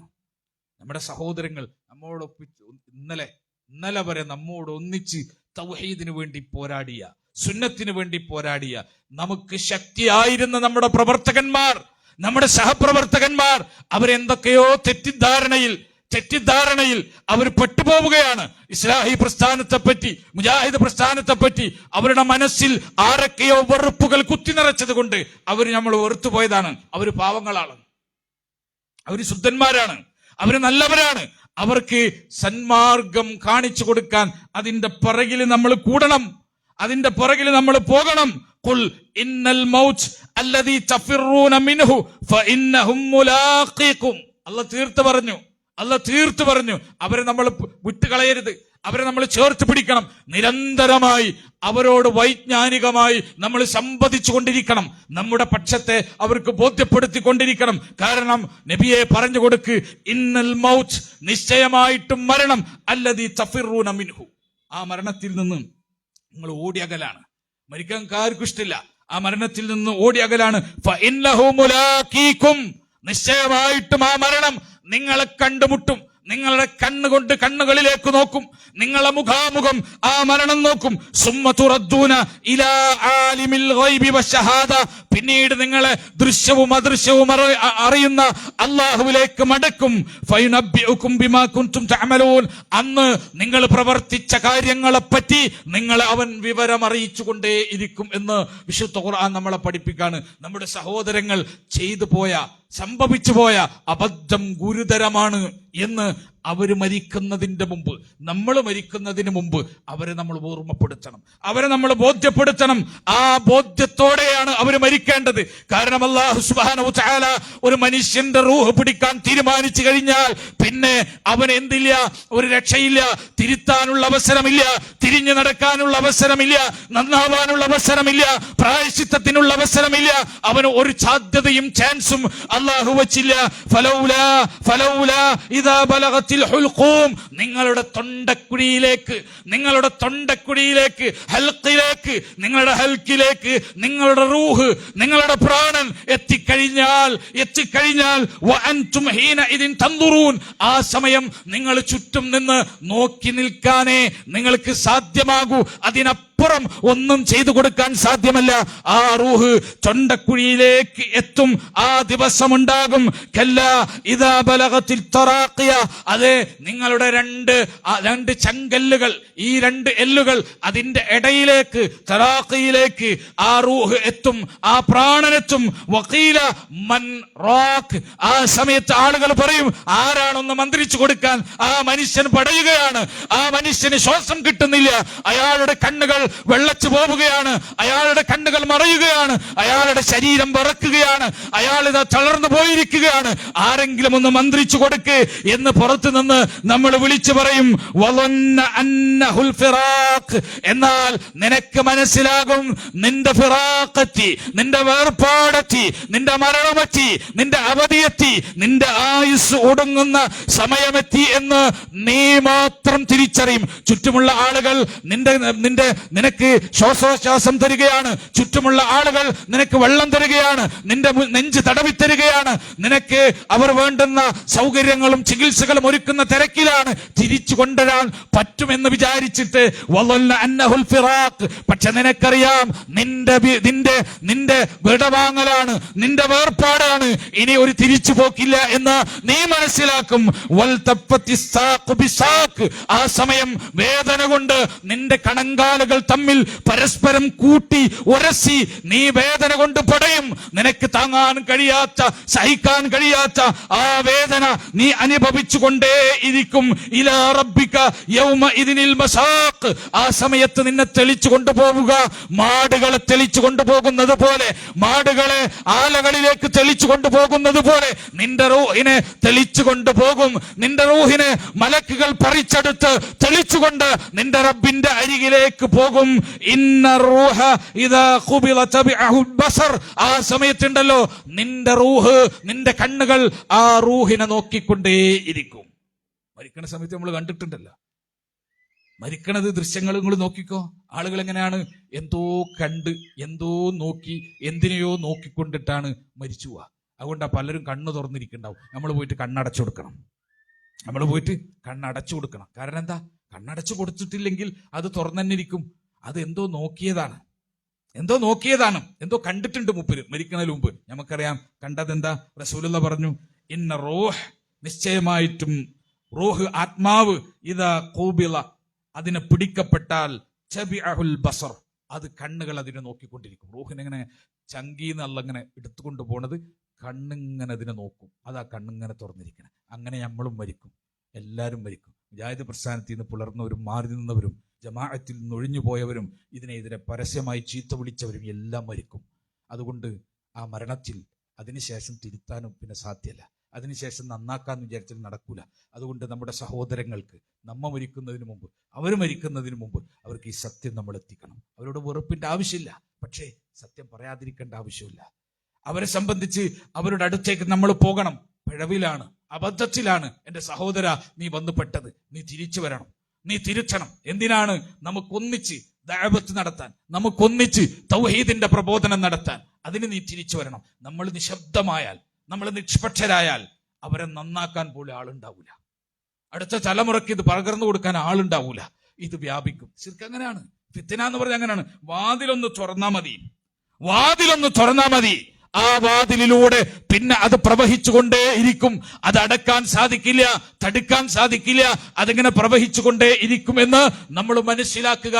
അതുകൊണ്ട് നമ്മൾ ആ വാതിൽ അതിൽ നിന്ന് രക്ഷപ്പെടുത്താൻ കഴിയുന്നവർ, ആ ഫിത്നയേറ്റ് നരകത്തിലേക്ക് പോകുന്ന ആളുകളെ മുഴുവൻ നമ്മൾ ഓടിച്ചെന്ന് വാരിപ്പിടിക്കണം, ചേർത്ത് പിടിക്കണം, കൂട്ടിപ്പിടിക്കണം. എന്നിട്ട് തിരിച്ചു കൊണ്ടുവരണം തൗഹീദിന്റെ പാതയിലേക്ക്. നമുക്ക് അവരോട് വെറുപ്പില്ല. കേരള നദ്വത്തുൽ മുജാഹിദീന്റെ ഏറ്റവും കരുത്തുറ്റ പ്രവർത്തകന്മാരായിരുന്നു, പ്രബോധകന്മാരായിരുന്നു. അവർക്കൊരു തെറ്റുപറ്റി. ആ തെറ്റുപറ്റിയാൽ ആ തെറ്റിൽ നിന്ന് അവരെ തിരിച്ചു കൊണ്ടുവരാൻ നമ്മളുടെ ജീവിതത്തിന്റെ വലിയ ഒരു ഭാഗം നമ്മൾ മാറ്റിവെക്കും. നിശ്ചയമായിട്ടും ഞാൻ അങ്ങേയറ്റം പൊറുക്കുന്നവനാണ്. ലിമൻ താബ, തൗബ ചെയ്തവന് ഞാൻ പുറത്തു കൊടുക്കും. വആമന, എന്നിട്ട് വിശ്വസിച്ചവന്, ഈമാനുള്ളവന് നാം പുറത്തു കൊടുക്കും. വഅമില സ്വാലിഹൻ, എന്നിട്ട് സൽക്കർമ്മം അനുഷ്ഠിച്ചവന് നാം പുറത്തു കൊടുക്കും. സുമ്മഹ്തദ, എന്നിട്ട് നേർമാർഗത്തിൽ ഉറച്ചു നിന്നവൻ, പിന്നെ അബദ്ധം പറ്റാതെ ഉറച്ചു നിന്നവൻ, അവന് ഞാൻ പുറത്തു കൊടുക്കുമെന്ന് അല്ലാഹ് പറഞ്ഞിട്ടുണ്ട്. അതുകൊണ്ട് ഈ ആളുകൾക്ക് എത്ര തെറ്റ് പറ്റിയാലും നമ്മളെ സംബന്ധിച്ച് അവരെ തിരിച്ചു കൊണ്ടുവരാൻ ശ്രമിക്കണം. നമ്മളോട് മോശമായി പെരുമാറിയിട്ടുണ്ടാകാം. അന്നത്തെ സംഘടനാപരമായിട്ടുള്ള പിളർപ്പുകളിൽ, സംഘടനാപരമായ അനൈക്യങ്ങളിൽ ചിലപ്പോൾ പറയാൻ പാടില്ലാത്തത് നമ്മളെപ്പറ്റി പറഞ്ഞിട്ടുണ്ടാകും. പറ്റാത്ത, സഹിക്കാൻ കഴിയാത്ത, പൊറുക്കാൻ കഴിയാത്ത, മറക്കാൻ കഴിയാത്ത ആരോപണങ്ങൾ നമ്മളെപ്പറ്റി ഉന്നയിച്ചിട്ടുണ്ടാകും, മോശപ്പെടുത്തിയിട്ടുണ്ടാകും, നമ്മൾക്കെതിരെ ഇല്ലാത്ത ആരോപണങ്ങൾ പടച്ചുവിട്ടിട്ടുണ്ടാകും. ചിലപ്പോ നമ്മളെ തെറി വിളിച്ചിട്ടുണ്ടാകും, നമ്മളെ കൈവച്ചിട്ടുണ്ടാകും. എല്ലാം നമ്മൾ പൊറുക്കണം. കാരണം എന്താ?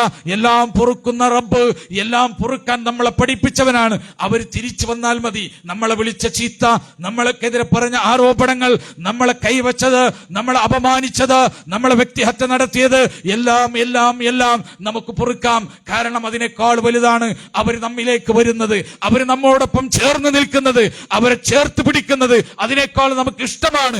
ആ ഇഷ്ടത്തോടെ നമ്മുടെ സഹോദരങ്ങളെ മുഴുവൻ നമുക്ക് തിരിച്ചു വിളിക്കണം. അത് മർക്കസുദ് ദഅവയിൽ നിന്ന് പോയ സഹോദരങ്ങളായാലും അവരെയും തിരിച്ചു വിളിക്കണം. വലിയ പിഴവിലാണ് അവർ നിൽക്കുന്നത്. എന്താ? അല്ലാഹുവും റസൂലും പഠിപ്പിച്ച കാര്യങ്ങൾ യുക്തിക്കും ബുദ്ധിക്കും ഒപ്പിച്ച്, ആ യുക്തിയും ബുദ്ധിയും അനുസരിച്ച് കാര്യങ്ങളെ വിലയിരുത്തുകയും തങ്ങളുടെ യുക്തിക്കും ബുദ്ധിക്കും പ്രാപ്യമല്ല എന്ന് തോന്നുന്ന കാര്യങ്ങൾ വലിച്ചെറിയുകയും ചെയ്യുന്ന വഴിപിഴവിലാണ് ആ സഹോദരങ്ങൾ പോയിട്ടുള്ളത്. അങ്ങനെ പറ്റോ? ഖുർആൻ ഹദീസ് അനുസരിച്ചിട്ട് യുക്തിയും ബുദ്ധിയും അനുസരിച്ച് കാര്യങ്ങൾ തീരുമാനിക്കാൻ പറ്റോ? ഒരൊറ്റ കാര്യം കൂടി പറഞ്ഞ് ഞാൻ അവസാനിപ്പിക്കാം. ഈ യുക്തിയും ബുദ്ധി അനുസരിച്ച് കാര്യങ്ങൾ തീരുമാനിക്കുകയാണെങ്കിൽ ഞങ്ങളോടൊരു കഥ ചോദിക്കട്ടെ. ആ കഥ നിങ്ങൾ അംഗീകരിക്കില്ലേ എന്നൊന്ന് പറയണം. കഥ എന്താണെന്നറിയോ? ഒരു മനുഷ്യൻ ഇങ്ങനെ കപ്പലിൽ പോവാണ്, വഞ്ചിയിൽ പോവാണ്. വഞ്ചിയിൽ ഇങ്ങനെ പോയിക്കൊണ്ടിരിക്കുമ്പോ അയാള് വഞ്ചിയിൽ നിന്ന് നടുകടലിലേക്ക് വീണു. ശ്രദ്ധിക്കണേ, കഥയോട് നമ്മൾ അവസാനിപ്പിക്കും. ഈ ബെല്ലോട് കൂടി നാടകം അവസാനിക്കുന്ന പറഞ്ഞ പോലെ ഈ കഥയോടുകൂടി ഇതിപ്പോൾ അവസാനിപ്പിക്കും ഇൻഷാ അല്ലാഹ്. പക്ഷെ കഥകൾ കേൾക്കണം. അങ്ങനെ അയാൾ വീണ് കടലിന്റെ പിന്നെ അഗാധ ഗർത്തങ്ങളിലേക്ക് പോയി. ഗർത്തങ്ങളിലേക്ക് പോയപ്പോ ഒരു തിമിംഗലം വന്ന് ഇയാളെ വിഴുങ്ങി. അങ്ങനെ അയാൾ എന്ത് ചെയ്യുന്ന, ഒരു തിമിംഗലത്തിന്റെ വയറ്റിൽ കിടന്നിട്ട് 3 രാത്രി അയാൾ കിടന്ന് പ്രാർത്ഥിച്ചു അള്ളാഹിനോട്. അപ്പോ തിമിംഗലം കരക്കിലേക്ക് വന്നു. കരയിൽ വന്ന് അയാളെ കക്കാന്ന് പറയില്ലേ, ഇവിടെ എന്താ പറയാ, അങ്ങനെ തന്നെ അല്ലേ, കക്കി, എങ്ങനെ ഛർദിക്ക, ഇങ്ങോട്ട് പുറത്ത് കിട്ടി.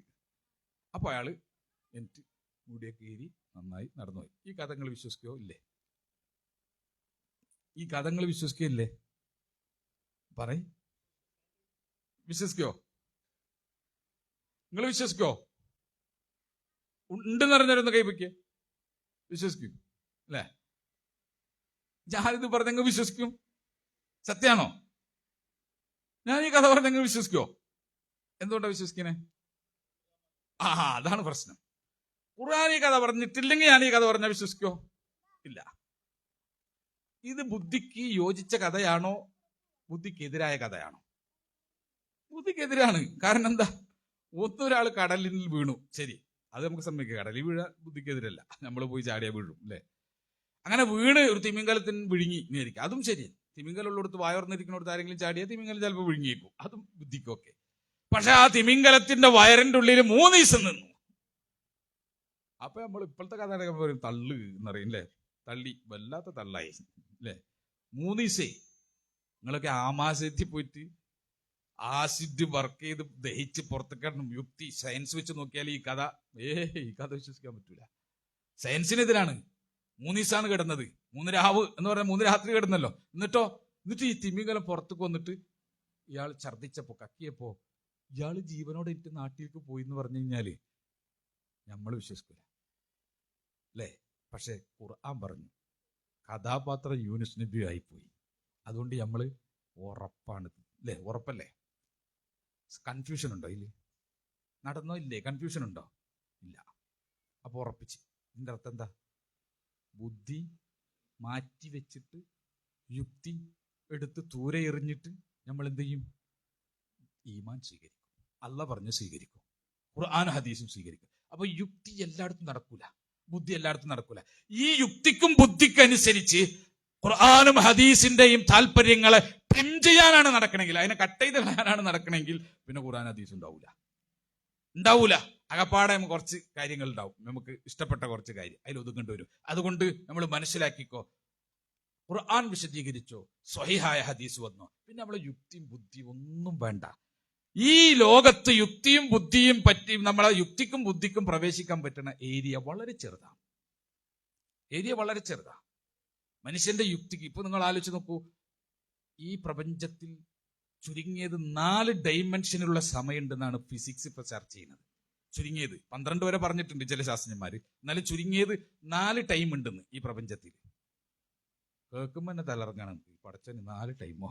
നമുക്കൊരു പിടിയില്ല.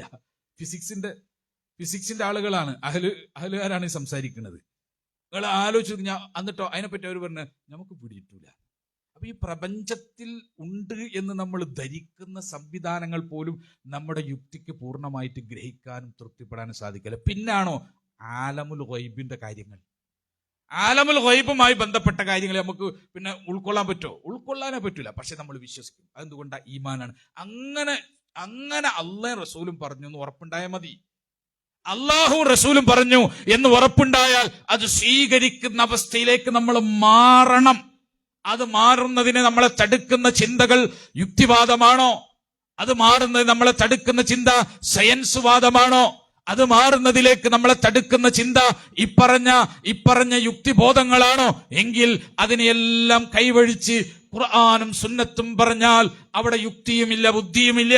ഖുർആനും സുന്നത്തും പറഞ്ഞാൽ അത് സ്വീകരിക്കുമെന്ന ഈമാനിലേക്ക് നമ്മുടെ സഹോദരങ്ങളെ കൊണ്ടുവരണം. അതിന് പണിയെടുക്കാം. അതിനാദ്യം നമ്മൾ അവർക്ക് എന്തൊക്കെ തെറ്റുണ്ടെന്ന് നമ്മൾ മനസ്സിലാക്കണ്ടേ? ശരിയാക്കണമെങ്കിൽ അങ്ങനെയാണല്ലോ. ഒരു വണ്ടി നമ്മൾ ശരിയാക്കണമെങ്കിൽ അതിനെന്തൊക്കെ കേടുണ്ടെന്ന് അറിയണ്ടേ? അല്ലാതെ നമുക്ക് എന്താ കേടെന്നറിയില്ല, അപ്പൊ പിന്നെ ശരിയാക്കാൻ പറ്റൂല. അതിനാണ് ഈ വയൽ, ഈ പ്രഭാഷണങ്ങളൊക്കെ സംഘടിപ്പിക്കുന്നത്. എന്തുകൊണ്ടാ? കേടുകളുടേതൊക്കെ ഉണ്ടെന്ന് നമ്മൾ അറിഞ്ഞിട്ട് നന്നാക്കാൻ പോണം. അതിനാണ് നന്നാക്കാൻ പോണവൻ കേടെന്താണെന്ന് അറിയണമല്ലോ. അതിന് നമ്മൾ കേടറിയാണ്. ഈ വക കേടുകൾ നമ്മൾ മനസ്സിലാക്കിയിട്ട് നമുക്ക് അവരെ നന്നാക്കണം, ശരിയാക്കണം, എന്നിട്ട് നമ്മിലേക്ക് എടുക്കണം, നമ്മോടൊപ്പം നിർത്തണം, നമ്മുടെ മുമ്പിൽ തന്നെ അവരെ നിർത്തണം. അല്ലാഹു സുബ്ഹാനഹു വ തആല അതിന് തൗഫീഖ് നൽകി അനുഗ്രഹിക്കുമാറാകട്ടെ. എല്ലാ പിളർന്ന വിഭാഗങ്ങളുമായും സ്നേഹബന്ധവും സൗഹാർദ്ദവും നിലനിർത്തി അവരുടെ ചിന്തകളിലേക്ക്, അവരുടെ ബുദ്ധിയിലേക്ക് നമ്മുടെ ഈ ശരിയായ കാഴ്ചപ്പാടിനെ പ്രവേശിപ്പിക്കാനുള്ള തൗഫീഖ് അല്ലാഹു നമുക്ക് നൽകി അനുഗ്രഹിക്കുമാറാകട്ടെ. അവരെ എല്ലാം റബ്ബ് നമുക്ക് തിരിച്ച് മടക്കി നൽകുമാറാകട്ടെ. അള്ളാഹുവിന്റെ മാർഗത്തിൽ സത്യസംഘത്തിന് വേണ്ടി ഒരുമിച്ച് പ്രവർത്തിക്കാൻ അവർക്കും നമുക്ക് അള്ളാഹു തൗഫീഖ് നൽകി അനുഗ്രഹിക്കുമാറാകട്ടെ. ഈ ഭിന്നതയുടെ കാലത്ത് ഇത്തരം ആശയങ്ങൾ പ്രചരിപ്പിച്ചവരിൽ നിന്ന് മരണപ്പെട്ടു പോയിട്ടുള്ള നമ്മുടെ നേതാക്കന്മാർ, പണ്ഡിതന്മാർ, അവർക്ക് അള്ളാഹു മഗ്ഫിറത്തും റഹ്മത്തും നൽകി അനുഗ്രഹിക്കുമാറാകട്ടെ. ഈ ആ കൂട്ടത്തിലുള്ള പണ്ഡിതന്മാർക്കും നേതാക്കന്മാർക്കും അള്ളാഹു ഉണർവുകൾ നൽകി അവരെ ശരിയായ പാതയിലേക്ക് അള്ളാഹു വഴി നടത്തുമാറാകട്ടെ. അവരെ ഏറ്റവും കൂടുതൽ ചേർത്ത് പിടിച്ച് നന്നാക്കാനുള്ള പരിശ്രമങ്ങളിൽ നിതാന്തമായി നിരന്തരമായി നമുക്ക് സഞ്ചരിക്കാൻ അള്ളാഹു തൗഫീഖ് നൽകി അനുഗ്രഹിക്കുമാറാകട്ടെ. അറിഞ്ഞും അറിയാതെയും രഹസ്യമായും പരസ്യമായും നമ്മുടെ ജീവിതത്തിൽ സംഭവിച്ചു പോയ എല്ലാ തെറ്റുകളും കുറ്റങ്ങളും പാപങ്ങളും ഒന്നഴിയാതെ റബ്ബ് സുബ്ഹാനഹു വ തആല നമുക്ക് വിട്ടുപുറത്ത് മാപ്പാക്കി തരുമാറാകട്ടെ. അവന്റെ ജന്നാത്തുൽ ഫിർദൗസിൽ കുടുംബത്തോടു കൂടി പ്രവേശിക്കുന്ന വിശ്വാസികളിൽ അള്ളാഹു നാം ഏവരെയും ഉൾപ്പെടുത്തി അനുഗ്രഹിക്കുമാറാകട്ടെ. അസ്സലാമു അലൈക്കും വറഹ്മത്തുള്ളാഹി വബറകാതുഹു.